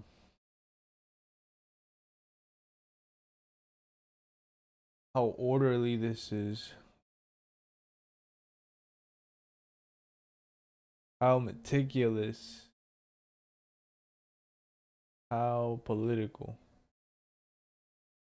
Of the state. In these two main points, Roman sexual morality was very similar to that of the ancient Greeks, but we don't have time to discuss sex in ancient Greece. That can be another video in the future. Considering the two main points mentioned, it should not be surprising that sexual laws targeted at women in the time of the Republic were primarily concerned with controlling and channeling female sexuality for the benefit of men and the state. To this end, most women were under the legal control of men for much of their early life. When they were born, they were under control of the father of the household. If he died, they were under the control of an appointed guardian, and when they got married, they were under the control of their husband. Women had very few legal rights in ancient Rome. They were not allowed to bring lawsuits against people, and they were not allowed to represent anyone in court. Women's legal status, including their sexuality, that is, who they are allowed to have sex with, was exclusively dependent upon the men in their lives. For example, if a female Roman citizen partook in fornication, that is sex before marriage,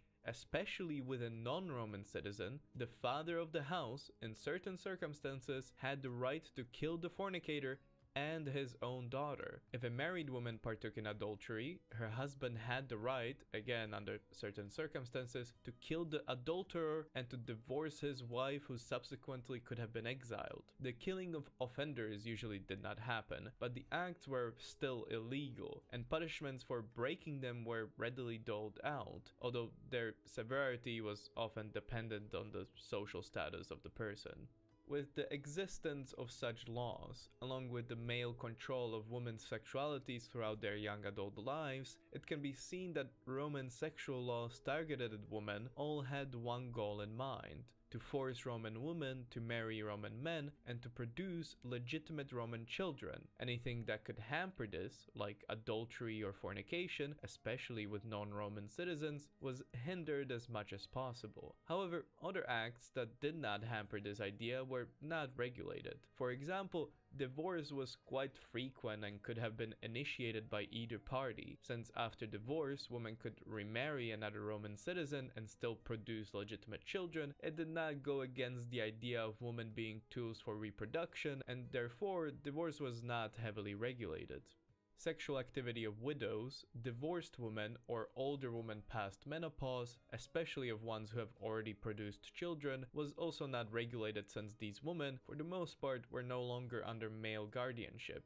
However, perhaps unsurprisingly, such sexual freedoms for women were heavily scrutinized by insecure male writers. Old women were a particularly common target. No longer deemed attractive, they were expected to retire gracefully without sexual activity. Lastly, contraception and abortion, which were often thought of as similar acts during the Roman times, were also not regulated. The efficacy of Roman contraceptives and abortive practices is quite questionable. Some, like the consumption of bracken to induce abortion, simply don't work, while others, like the use of olive oil on genitals, have been proven to lower the chances of conception, but not by a lot. With that said, some Roman contraceptive and abortive practices were effective enough to produce some visible results, and therefore Romans continued using them.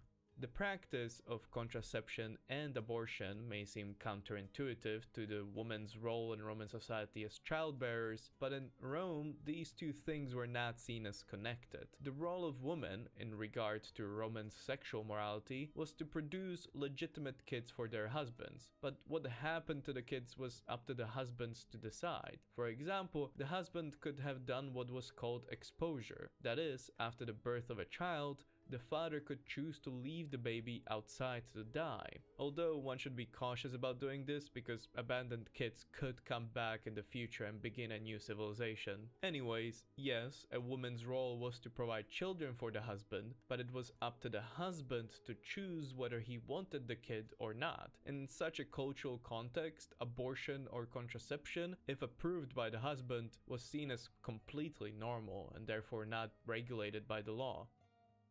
When it came to men, the laws regulating their sexual activity during the Roman Republic were extremely loose. The only sexual acts that were illegal for men were incest within the immediate family, sex with married women, sex with children, and under certain circumstances, sex with virgins. Unlike in ancient Greece, pederasty, that is, sexual and or romantic activity between a man and a boy, was also illegal in the Roman Republic, but only if the boy was a Roman citizen. If the boy was a slave or a prostitute, it was perfectly legal. Other than pederasty with Roman citizens, there were no laws in the Roman Republic that would prohibit homosexuality. Lastly, adultery laws only counted for women. A man was allowed and expected to have sex with other people than just his wife. Such was the picture of the sexuality laws, that is, laws referencing sexual activity in the Roman Republic.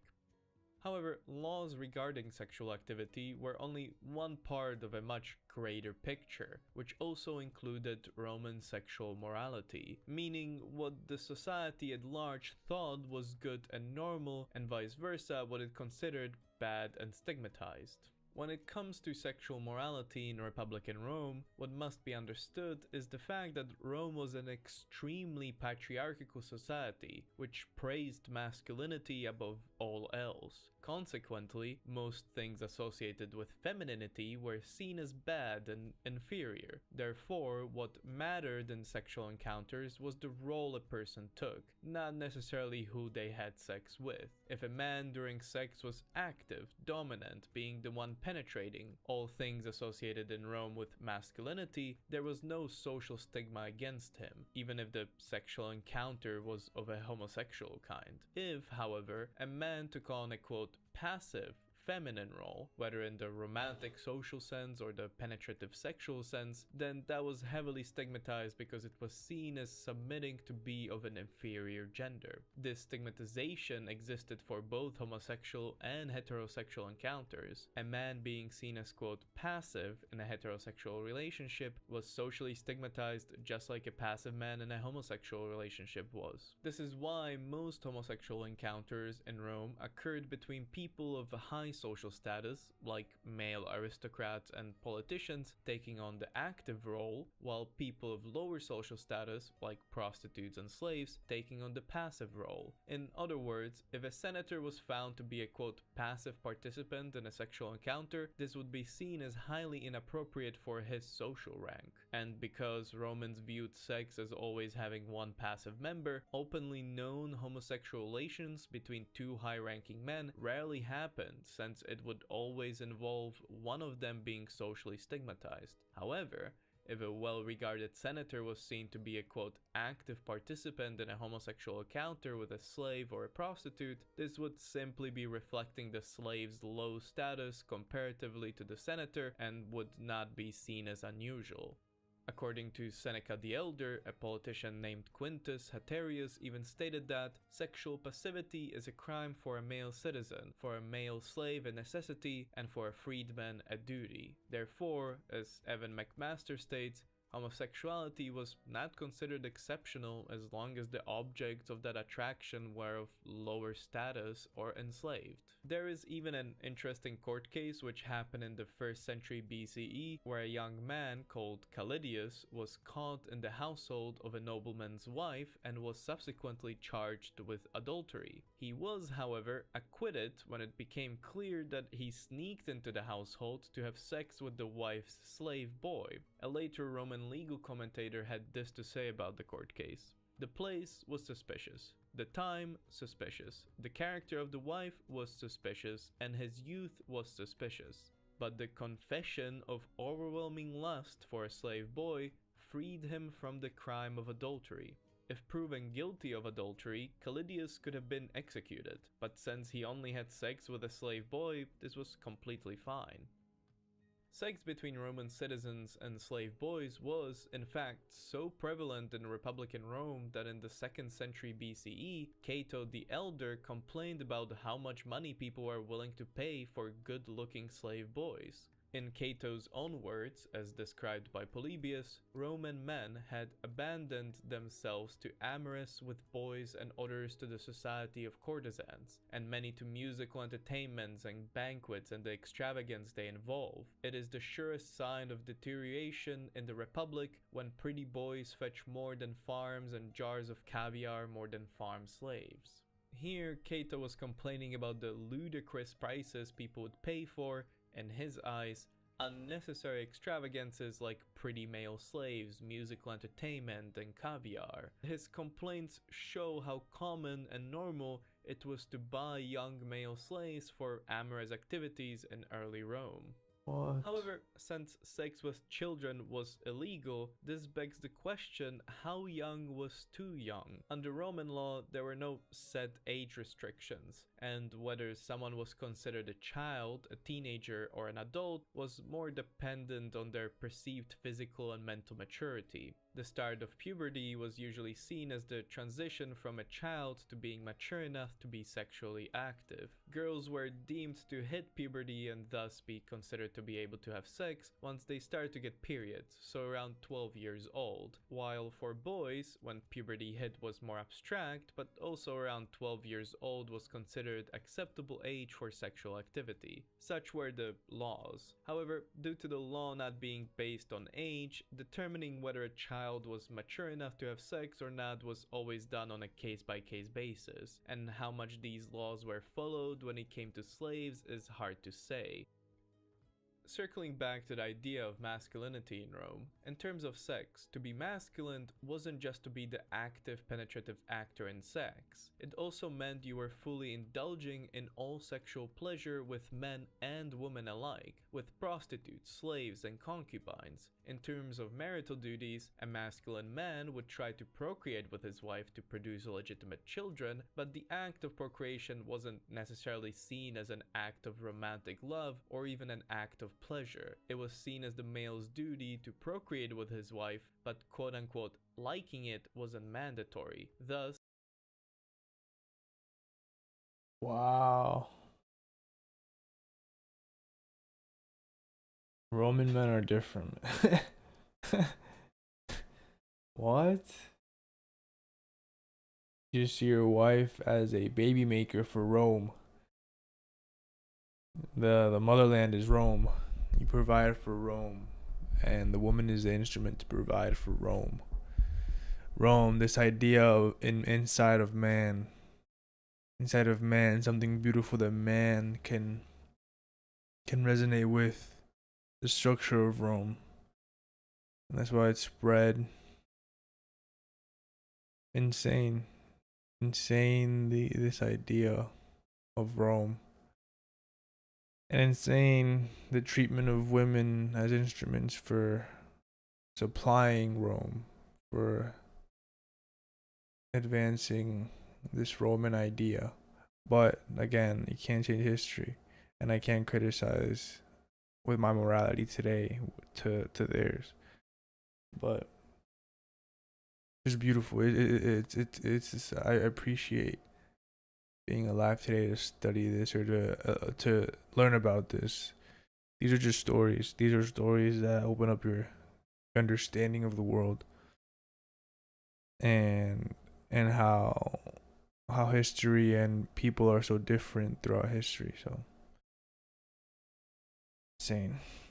the act of procreation in marriage was disconnected from the act of sexual pleasure. A person could like it, but they didn't have to. As the Roman poet Horace explained, do you ask for a golden cup when you're dying of thirst? Do you scorn all but peacock or turbot when you're starving? When your penis swells, then, and there is young slave girl or boy nearby you could take at that instant, would you rather burst with desire? Not I.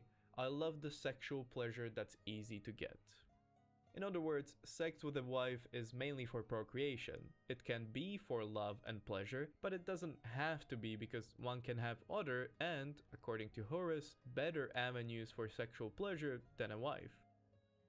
Female sexual pleasure, due to the hypermasculine and patriarchal society of ancient Rome, was seen at best as secondary to male sexual pleasure and at worst purely irrelevant. As McMaster states, the role of men in sex was to be the one who took pleasure rather than gave it. So men, including the active men in homosexual relationships, were under no social obligation to provide sexual pleasure to their partners. In fact, if a man was seen as trying too hard to give sexual pleasure to their partner, sometimes that was classified as being too feminine and therefore bad.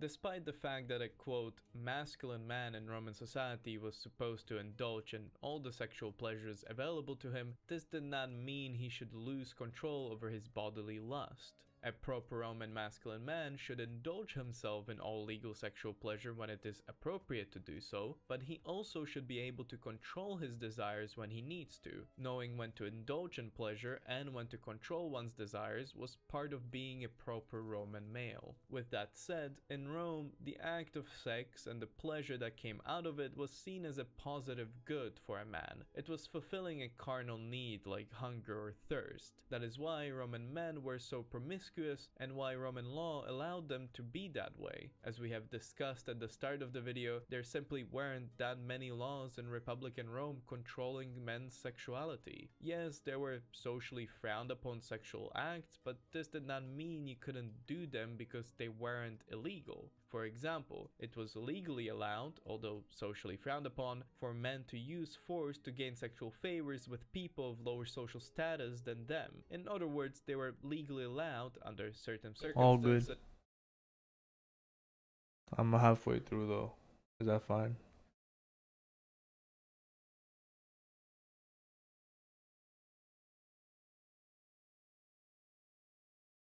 Nice. To rape people. Another socially frowned upon but legally permissible act was exclusive male homosexual relationships. But before we talk about men, let's Not knows, but insane. Oh yeah, nah. Women apparently were just instruments to supply Rome with more men. Like men saw, like it said that men could have a wife to provide children. You know, that was manly. That was good status. But he didn't have to like the sex. He just, as long as he provided, as long as he did his duty to provide for Rome. Or this idea of inside of men, man, it's insane. Like this idea of Rome that was instilled in every mind of man, and then the women being just like instruments, and also the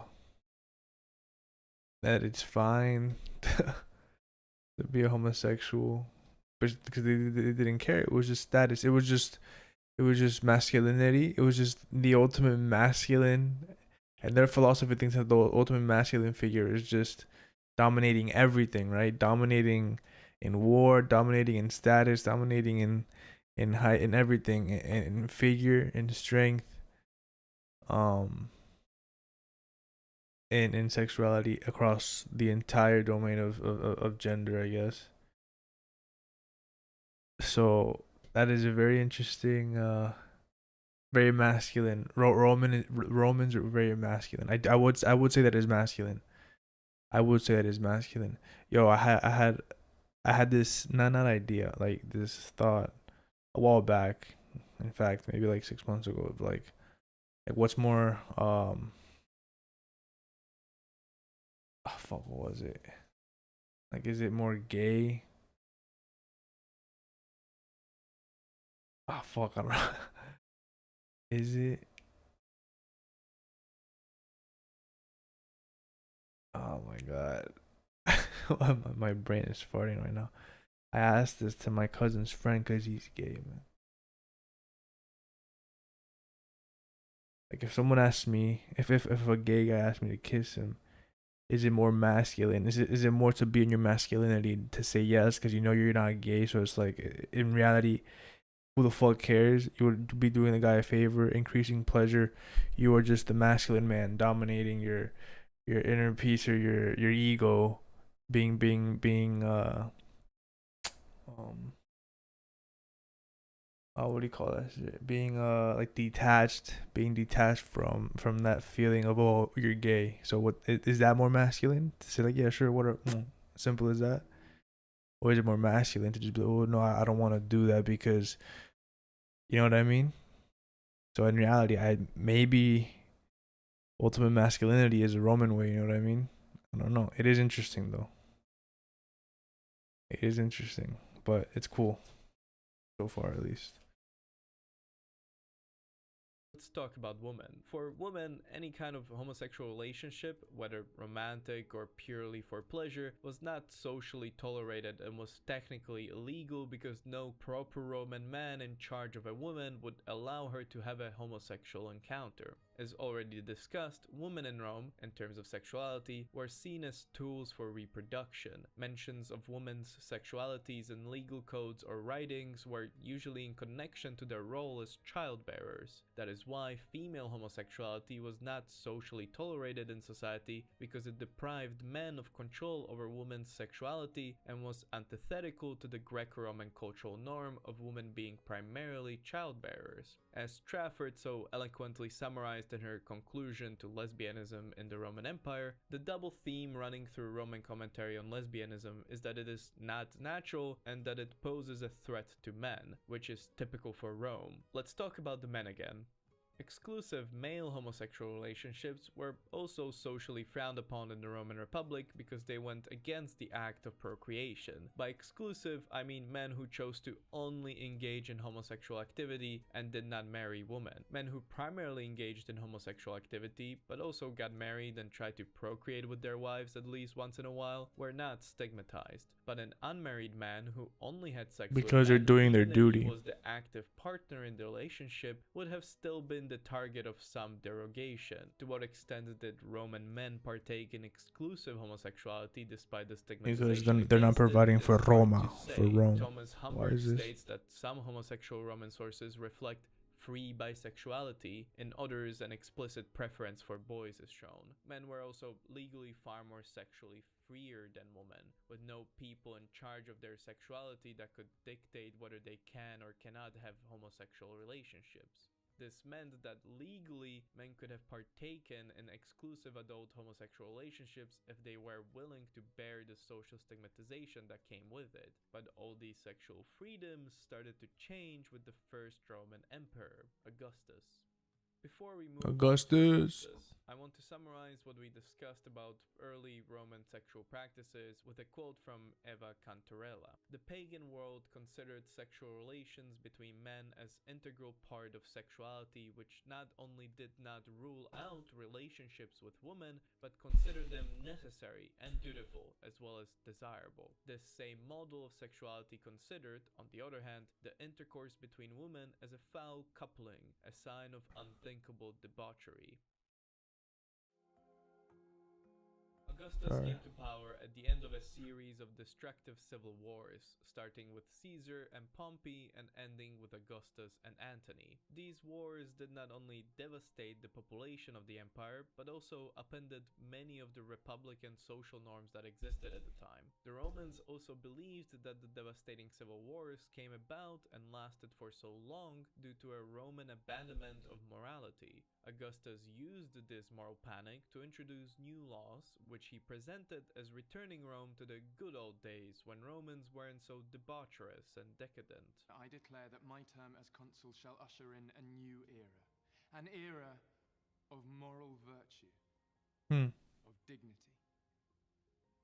The debauchery and chaos we have had to endure will now end. Rome shall be again as she once was. A proud republic of virtuous women and honest men.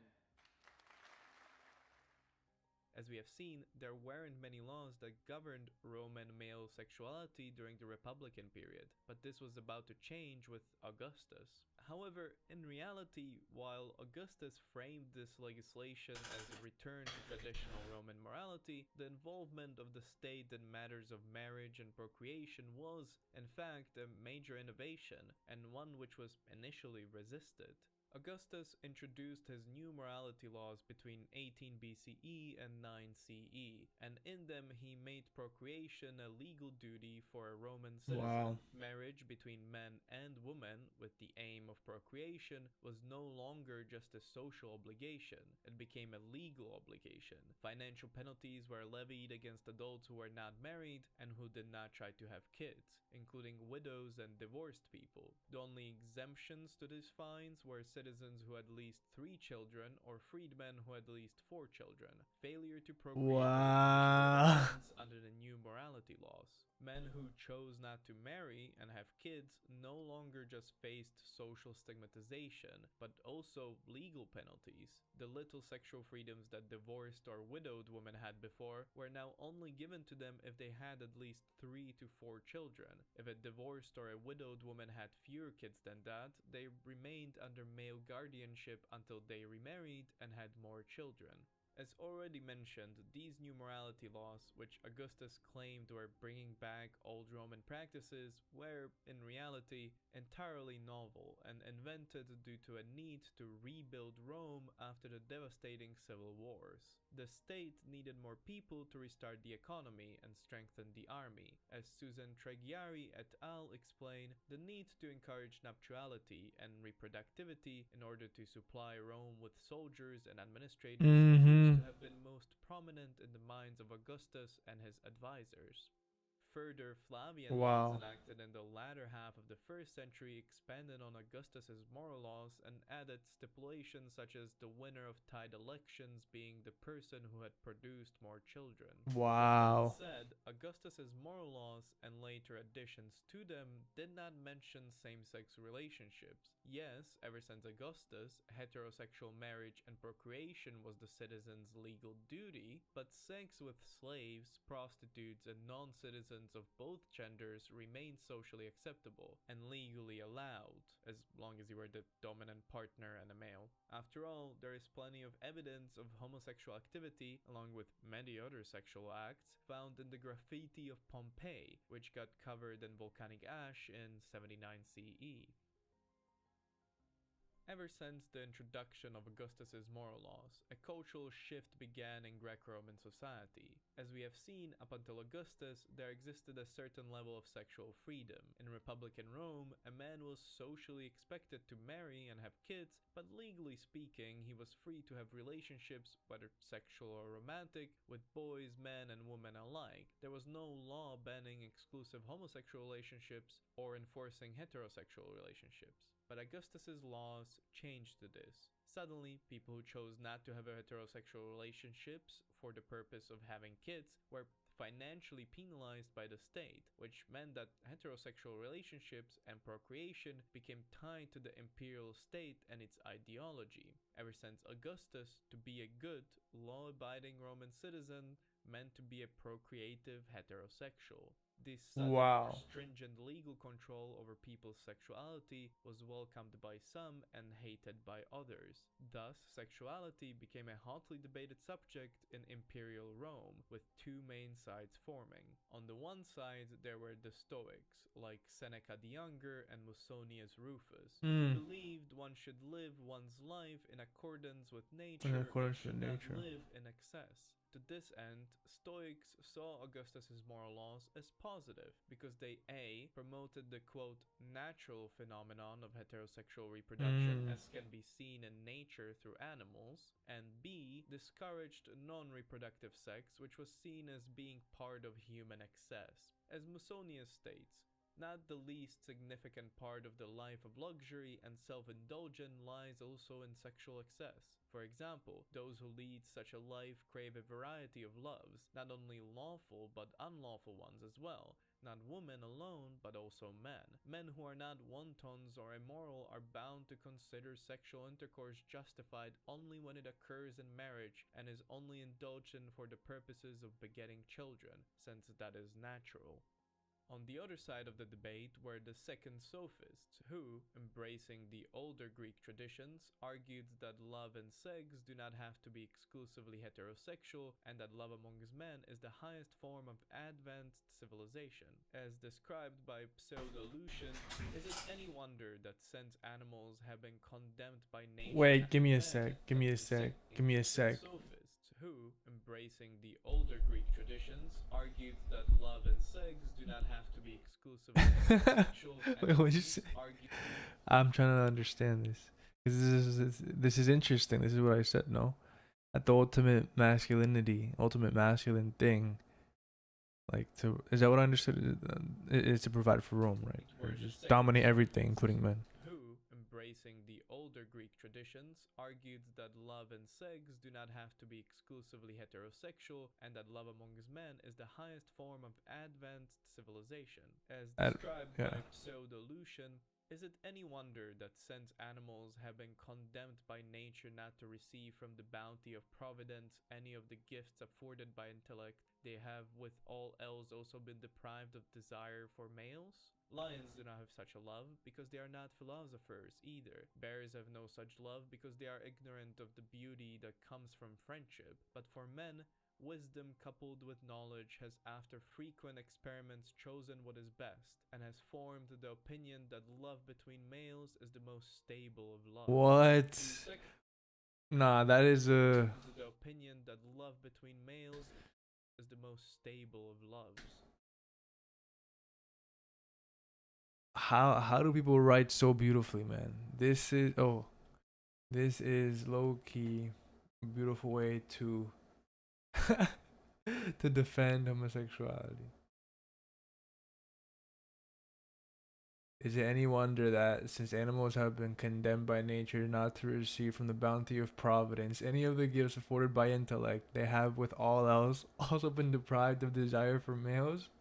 Lions do not have such a love because they are not philosophers either. Bears have no such love because they are ignorant of the beauty that comes from friendship. But for men, wisdom coupled with knowledge has after frequent experiments chosen what is best, and has formed the opinion that love between males is the most stable of loves.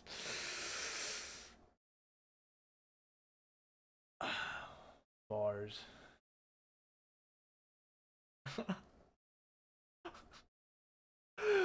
Wow. Based upon, yo, I don't know, man. Again, this is because the Roman ideal is the smart, like just the most dominant, the smartest, that dominating everything, your environment, your mind, your body, your peers, your status, being the best in everything. And but again, that's like anti, I don't know, that's anti, that's attached to an ego, to an idea, is it not? To Rome, to love of Rome. Roman men just love Rome. They love this idea of Rome.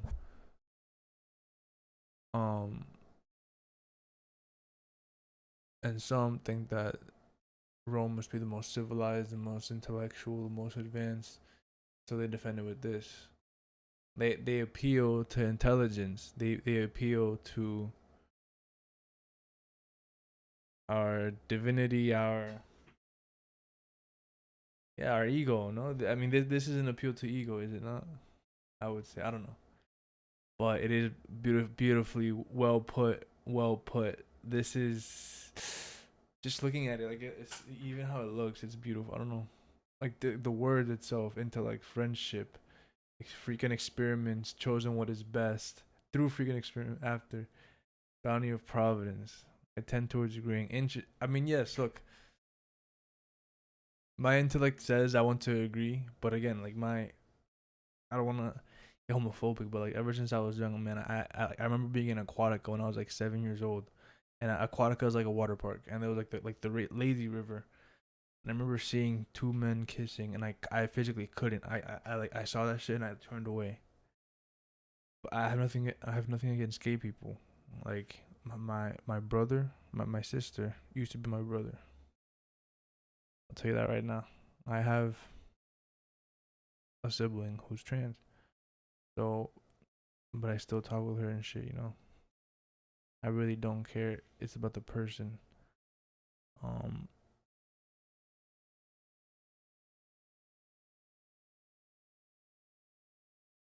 Exactly, and they're still chill. Like you're not gonna cut someone off. You're not gonna demean someone because of what they identify as. Now, does it happen to where maybe those people maybe have lower self-esteems? I don't know, and so that's why they get more like attached to their identity and to their pronouns. And again, me as I try to figure out what truth is, I do think that truth is like being detached and not being mad about that. Like maybe so I do see them as a bit erroneous in that aspect, just being so like attached to that. And I'm like, well, I mean, you know, like if I was trans, if I truly believed that I was a woman, okay, then fuck everyone else. If someone wants to fool around, call me a him, go ahead. Like, but see, so I don't know. Like they're so attached to that, and they get so emotional over it. And then I also find it crazy that people that they think that taxpayer, again, everything is political, that taxpayer money should be used to help them transform. I don't know. I don't see that as fair. I don't see that as fair. If you can change my mind, if you're on the other side, then let me know. But I don't see that as fair to anyone else. Like, operations should be for like life saving, just maintaining health, not altering identity or physicality. Like it's kind of the same thing as like getting free BBL. You know what I mean? Like I want the taxpayer to pay for my BBL. Like no, like or my hair transplant. Like I see it as that, and people shouldn't be attached to that identity. That's why I'm like, but again, if you're a hard worker, if you're a good person, if you give back, if you again, you believe God or something wants you to be a different gender, okay, then follow that. But also don't stop being a good human being and choose your own morality. But like, and again, what is good and bad, I don't know. But you know what I mean. But just be like an outstanding citizen. I don't know, you know. But yeah. Yeah, let's continue. I don't know why. I don't know how the fuck we went that far. But To second sophists, using nature and animals as examples of what should be followed ignores the fact that humans have surpassed nature with civilization. Mind you, female homosexuality was never discussed in these debates because everyone in Rome saw it as. oh wait, you no. This is what I'm sorry. Okay, agreeing how? I'm curious. Like, what's it called? Have you kissed? Have you thought about kissing a boy? I'm curious. And again, like I'm a big fan of Frank Ocean. I sympathize with his story. He confessed to his best friend in his car, right, about how he liked him, but his friend wasn't gay or some shit. You're not gay, yeah, exactly. But you agree with the idea. See, cause you say I tend towards agreeing, so I'm curious. Like, what do you mean by that? Is the argument that like if you agree with this, is that what does that mean? Does that not mean that you sort of agree with being gay?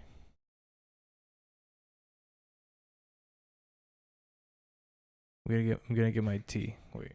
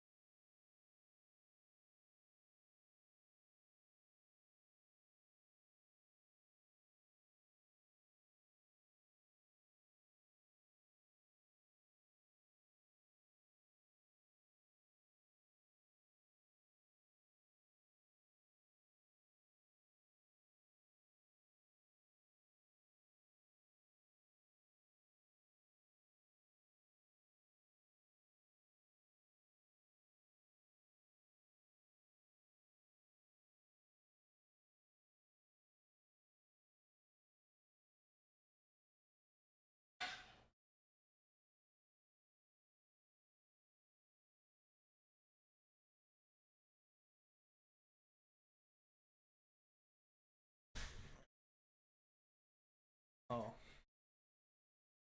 give me a sec.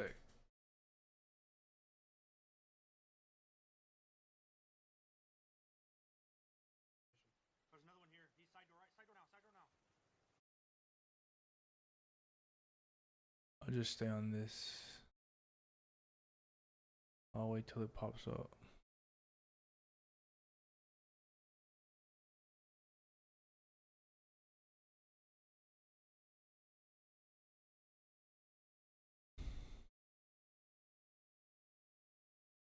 Oh fuck.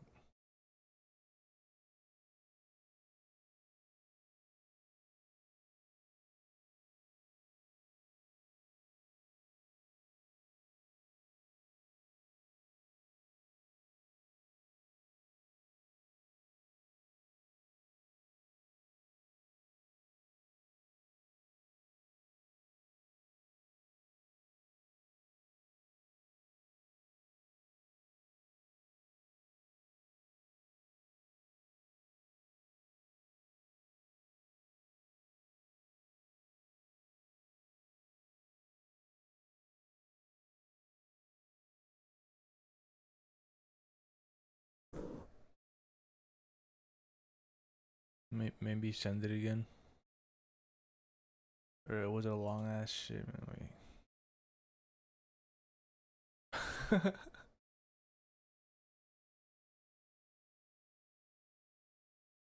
Like, this is interesting.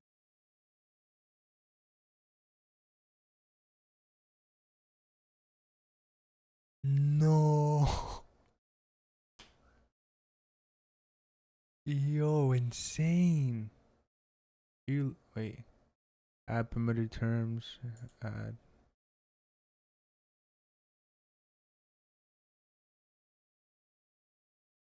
Wait. So you've had actually, but you're not gay?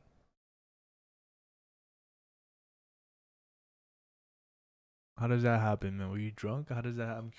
I'm curious. I really am because this cousin's friend who's gay. I asked him about that. He told me that he's turned maybe like 3 people who were so-called straight, but in reality he's had sex with those guys.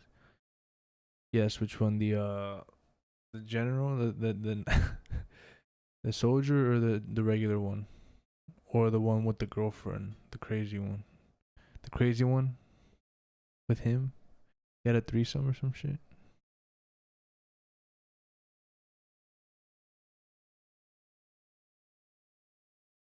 You too.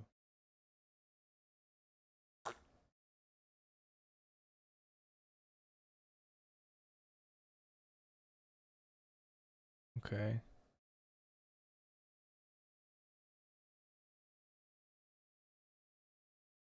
Okay, but and you lost in poker, and you did sexy time, and you guys fucked.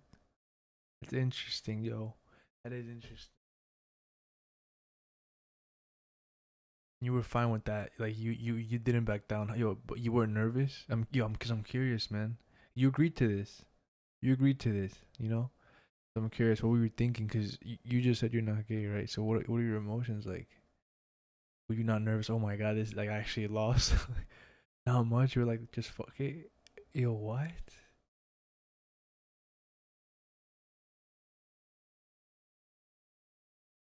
Mm. And what happened? What happened the day after? Like, did you regret anything or?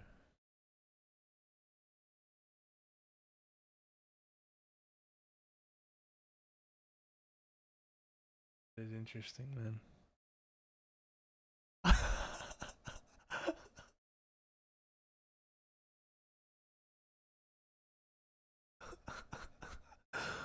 What? So you didn't like it? Okay, and that's another interesting thing. Like, how do you know until you don't try it? I've always said that. How do you know if you don't try it? Like with food, with anything, you know? You're neutral. Yo, what? How does you wouldn't do it again? Can I ask if you were the active or the passive? But for 10K,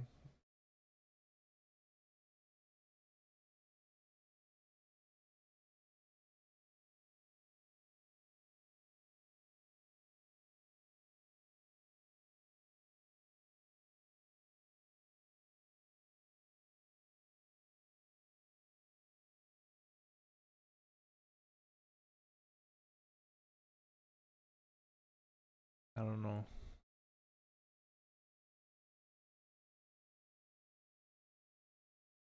That's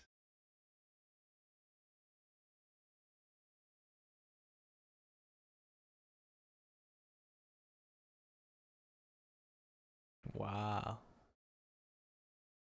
Wow. What the heck? Interesting. So you're neutral. Wow. Okay. So having intercourse with a female is better. Like we're talking like yeah, like for you. Cuz of course, yes. Okay. So there is an inherent preference, right? Or do you think society caused you to feel like that, you know? Or is there just is it true what the Stoics say that naturally just men are that it's not society, that it's just men?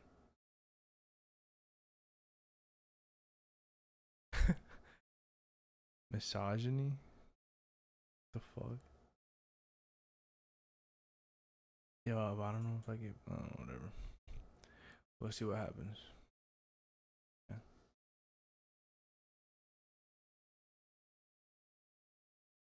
That's what it said. It blocked you from misogyny. But yeah, of course. I will tell you, I'm a virgin. I don't know. It's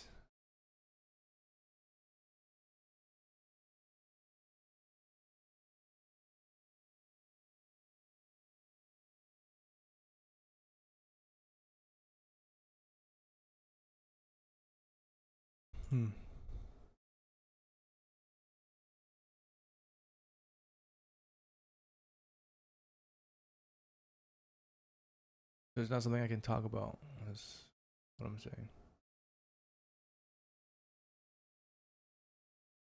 But it is interesting.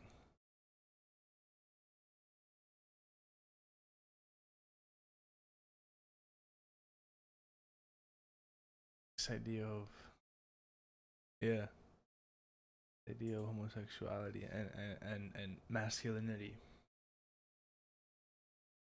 is homosexuality, man.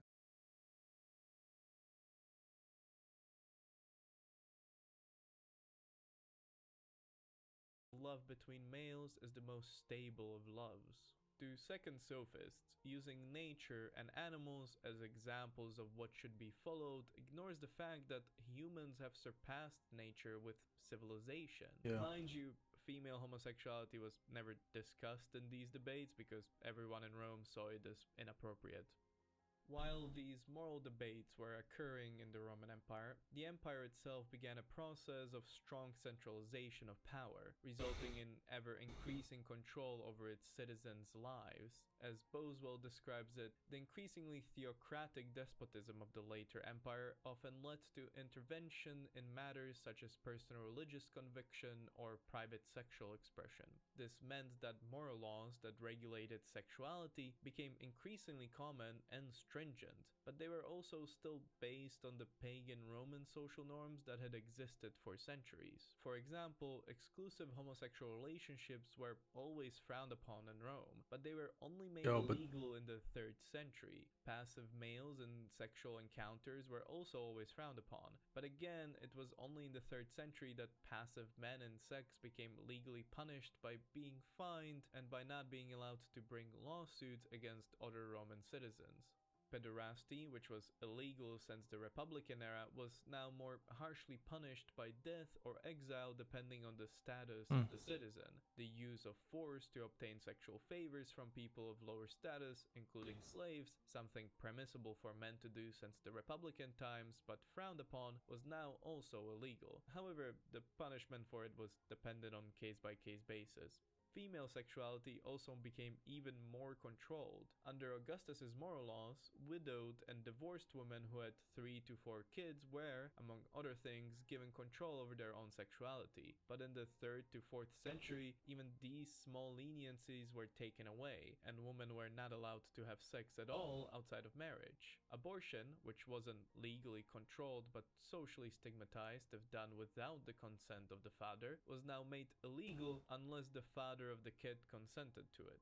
Barring pederasty, all these new 3rd to 4th century laws mentioned were the first laws in Roman legal history to explicitly refer to male homosexual activity, abortion, and rape done by men to people of lower status. Despite the laws reflecting previous existing social norms, which we have discussed, the fact that these laws got enacted at this time goes to show that the Stoics were winning the debate on sexuality. Increasingly, the despotic Roman state, informed by Stoic ideology, began to enact laws that tried to control sexual deviancy from the main societal norms. This was something which would have been unheard of in Republican Rome.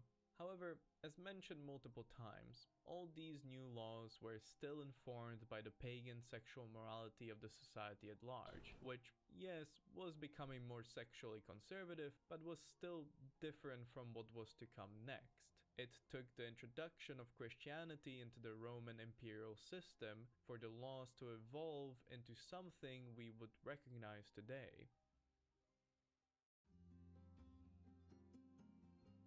When Christianity started to take hold in the Roman Empire in about the 2nd to the 3rd century, the first problem early Christian theologians had to contend with in regard to sex and marriage was the fact that, as Wheeler Reed points out, the New Testament was problematic and difficult when it comes to marriage and sex. There was, in other words, no one definitive opinion on the subject. Some early Christians believed that sex was permissible in marriage as long as it occurred without desire. Others believed any form of sex of any kind was a sin, while some believed Paul the Apostle's a dog, man. What? He said that? you could only have sex for procreation. However, what all early Christians could agree on was the fact that using sex to fulfill some kind of carnal need for sexual desire was a sin. Thus, sex had to be regulated. In this last point, Christians found allies among the Stoics, who, as already shown, believed that too much sex was a bad thing and led to, quote, unnatural things. The culmination of Christian theological debates about sex came in the late 4th century with a debate known as the Jovinian controversy. Jovinian was a Roman Christian theologian who argued that all baptized Christians are of equal spiritual and moral status. It does not matter whether they are married, widowed, or celibate. According to Jovinian, marriage and sex in marriage were on par with celibacy and should be promoted by Christian ideology. In other words, sex was an inherently sinful. More This liberal. was seen as a controversial statement because, as discussed before, many Christians believed sex was a sin which should be avoided or only conducted for the purposes of procreation, not for pleasure. Therefore, people like Saint Jeremy vehemently disagreed with Jovinian. In Saint Jeremy's own words, Seneca, too, relates that he knew an accomplished man who before going out used to tie his wife's garter upon his breast, and they did other things just as absurd in the extravagant outbursts of their warm but blind affection. Their love was honorable, but it grew out of proportion. Hence, as Xistus in his sentences tells us, he who too ardently loves his own wife is an adulterer. It is disgraceful to have sex with another man's wife at all, or one's own too much. While we honor marriage, we prefer virginity. In the end, most early Christians sided with Jeremy's views, including Pope Syracuse, who excommunicated Jovinian in circa 390. Jovinian's excommunication was a watershed moment in Roman Christianity because, as David Hunter points out, it marked the first time in the history of Christianity that the superiority of celibacy over marriage was officially defined as doctrine, and conversely, that its denial was labeled as heresy. After all, 1 Corinthians 7:38 states, "So then he who marries his betrothed does well, and he who refrains from marriage will do even better." After Jovinian's excommunication, the official Christian stance on sex was that one should refrain from it if they can, but if they cannot, they should only do it in marriage and for begetting children. Sex should not be done for pleasure because it is a sin. As one of the most influential Christian Roman theologians, Augustine of Hippo, put it, the first natural bond of human society is a man and wife. Then follows the connection of fellowship in children, which is the one alone worthy fruit, not of the union of male and female, but of the sexual intercourse. For it is that in both sexes, even without such intercourse, there is a certain friendly and genuine union of one ruling and the other obeying. In other words, marriage between a man and a woman is the first natural bond. You should only have sex for procreating purposes, and the man rules and the woman obeys because children. if there is no sex in the relationship. In fact, promotion of abstinence from sex and the view of sex as a sin relationship.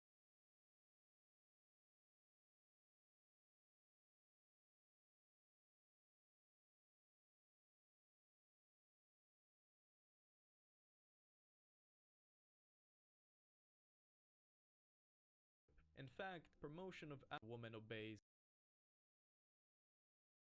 even if there is no sex in the relationship. I don't know. In fact, promotion of abstinence from sex and the view of sex as a sin by Christianity meant that the act of sex and or even just talking about sex became a faux pas in Western society, a stigma that sex has retained to this day.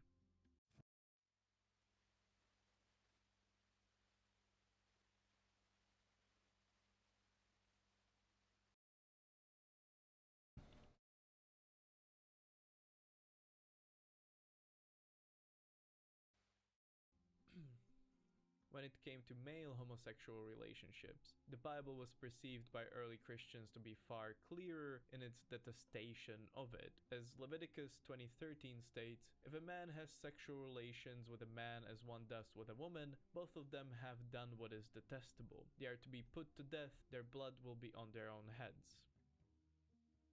Ever since Constantine the Great officially converted to Christianity in 312, all subsequent Roman emperors, barring one, were Christians. This meant that over the course of the 4th and 5th centuries, the Roman Empire became a Christian empire. Insane. Previous pagan cultural standards and moral laws had to evolve to align with Christian doctrine. In terms of sexuality, this new Christian doctrine centered around the promotion of celibacy, the toleration of procreation, and the repudiation of sexual promiscuity and homosexuality. To this end, Roman paganism was linked with sexual promiscuity, which in turn was linked with homosexuality. Thus, during the time of the late Roman Empire, stamping out Roman paganism went hand in hand with stamping out sexual promiscuity and homosexuality. Also, since most Roman converts to Christianity did not choose the celibate route, what became the most commonly tolerated type of sexual encounter in Christian Rome was sex and marriage done for the purpose of reproduction. As David Wheeler Reid put it, marriage is now in late Rome central to being a Christian. The purpose of marriage is procreation. Augustus would have approved.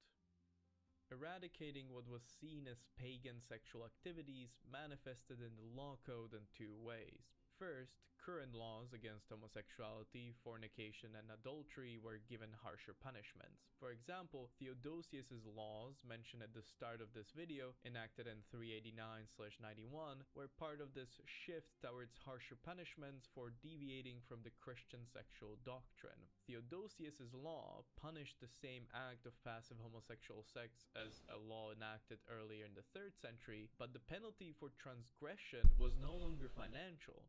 It was death.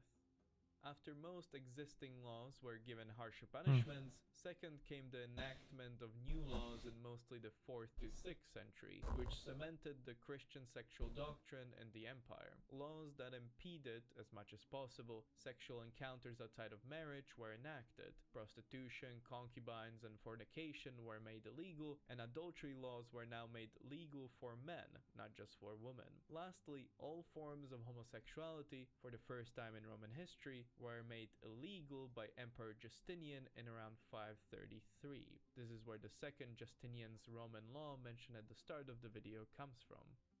Interestingly though, abortion and contraception were still allowed. As long as the husband/father approved, contraception and abortion were never made illegal in the Roman Empire. All in all, we may say that Rome at its fall, far from being a city of orgiastic rebels, was a relatively sober community where homophobia, and I would also add the promotion of chastity, had long been the official policy of the state. Thus, we have arrived at the end of the Roman era, where homosexuality is punishable by death, various acts of promiscuity are illegal, sex is reluctantly tolerated in marriage for procreative purposes, and abortion without the consent of the husband is illegal. To some of you who are watching this video in the 21st century, all of this might still sound quite familiar. This is because it was during the Roman Empire that a lot of the Western sexual standards which persist to this day were created. Of course, these standards continued to evolve during the Middle Ages and the Reformation, but their creation came about during the Roman Empire. Many people look at the changes that Christianity made to the sexual laws and morals of the late Roman Empire and think that it was only Christianity that gave us our modern understanding of sexuality in the West. However, Augustus's moral laws, which emphasized procreation above all else, along with the later Roman laws, which were increasingly informed by Stoic sexual ideology, all influenced Christian ideology. After all, Saint Jeremy himself mentioned and quoted Stoic writers when he argued for Christian sexual morals. Therefore, Christianity, rather than outright dictating the late Roman sexual laws and ideology, was more of a finishing step in an already growing conservative Greco-Roman world, which, starting with Augustus, increasingly prioritized controlled reproduction and state-sanctioned marriages over other forms of sexual encounters.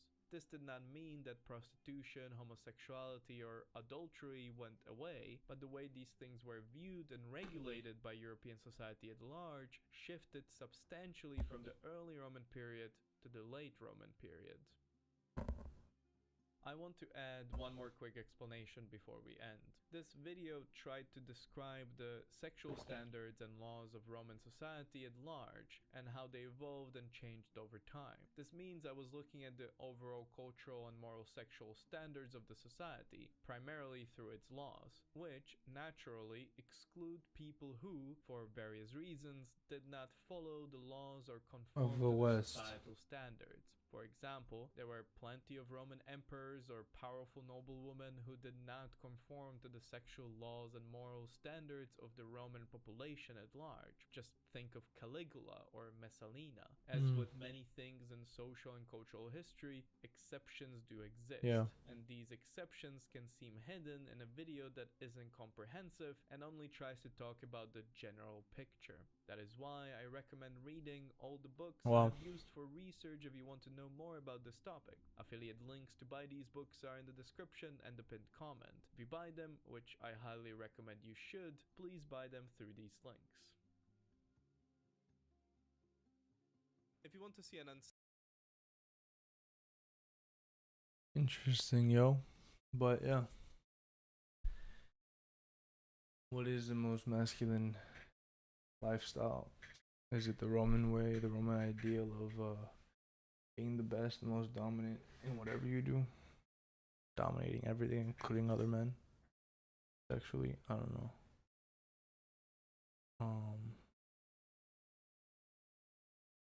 It's very cool. The West is just a combination of Greco-Roman traditional law and values and Jewish law, you know, because of the Bible. It's interesting. The Tanakh, Torah, Nevutim, Ketuvim. That's very cool, I'm not gonna lie. It's very interesting. Alright. Well, play some of this. Vamos, vamos.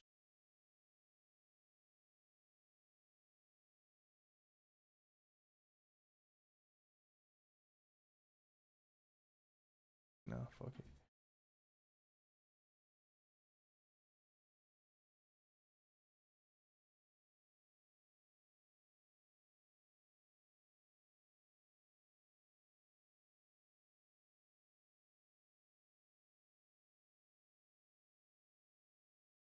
Chelyabinsk.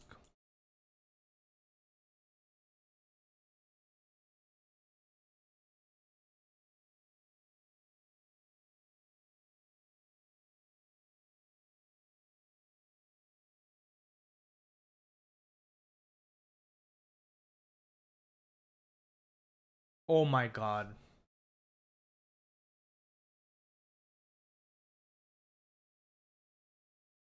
Qué estúpido soy.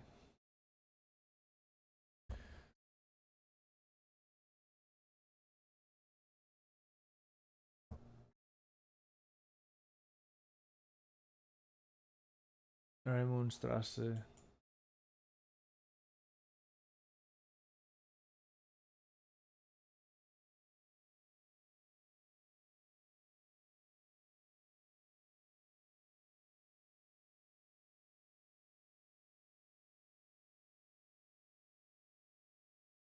It's like the Alps.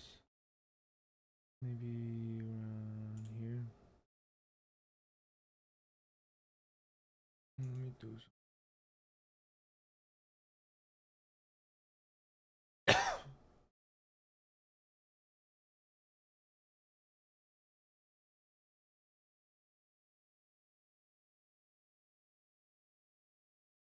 Man.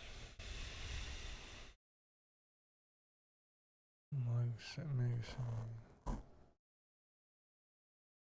Philippines or Indonesia. Barangay. Barangay. Barangay.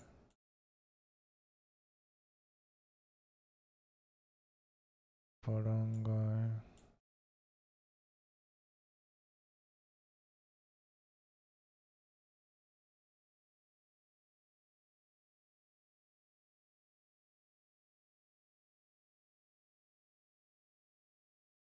I'm lost. I'm gonna say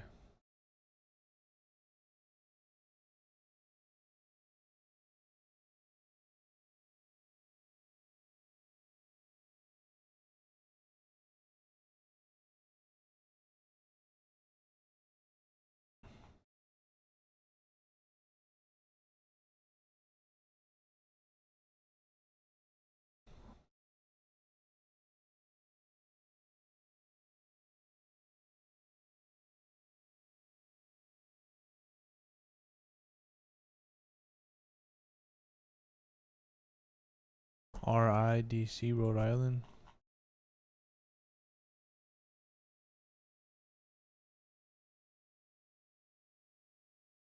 Rhode Island District Court. I don't know, man.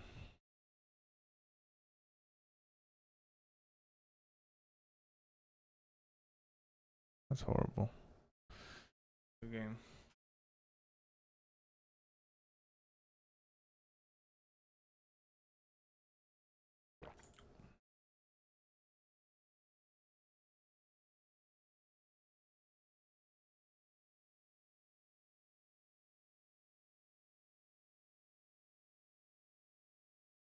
Jesus, this guy must be amazing, man.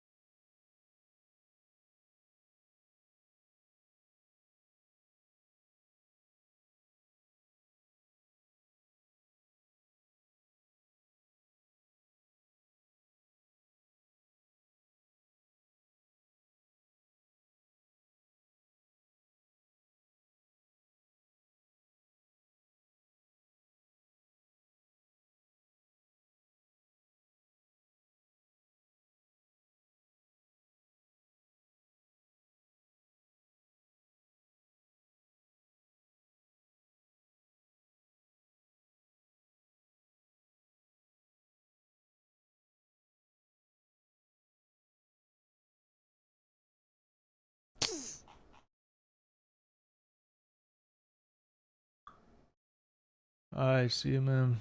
Take care. See you next time.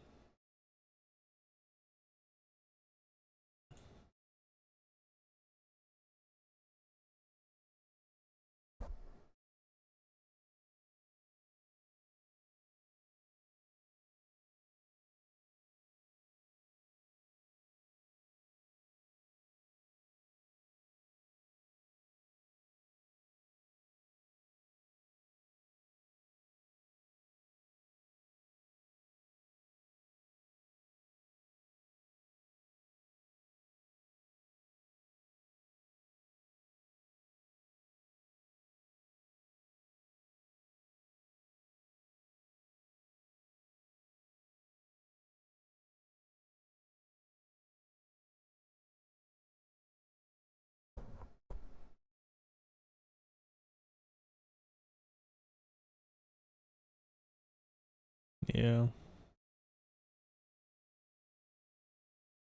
I know. Man, I'm off. I'm off.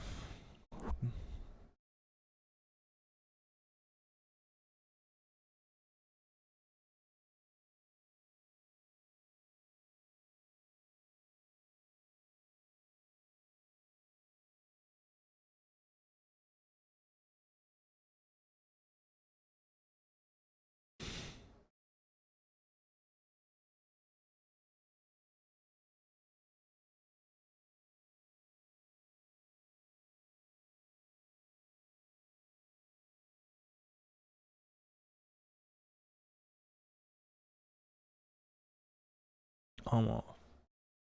I'll get off.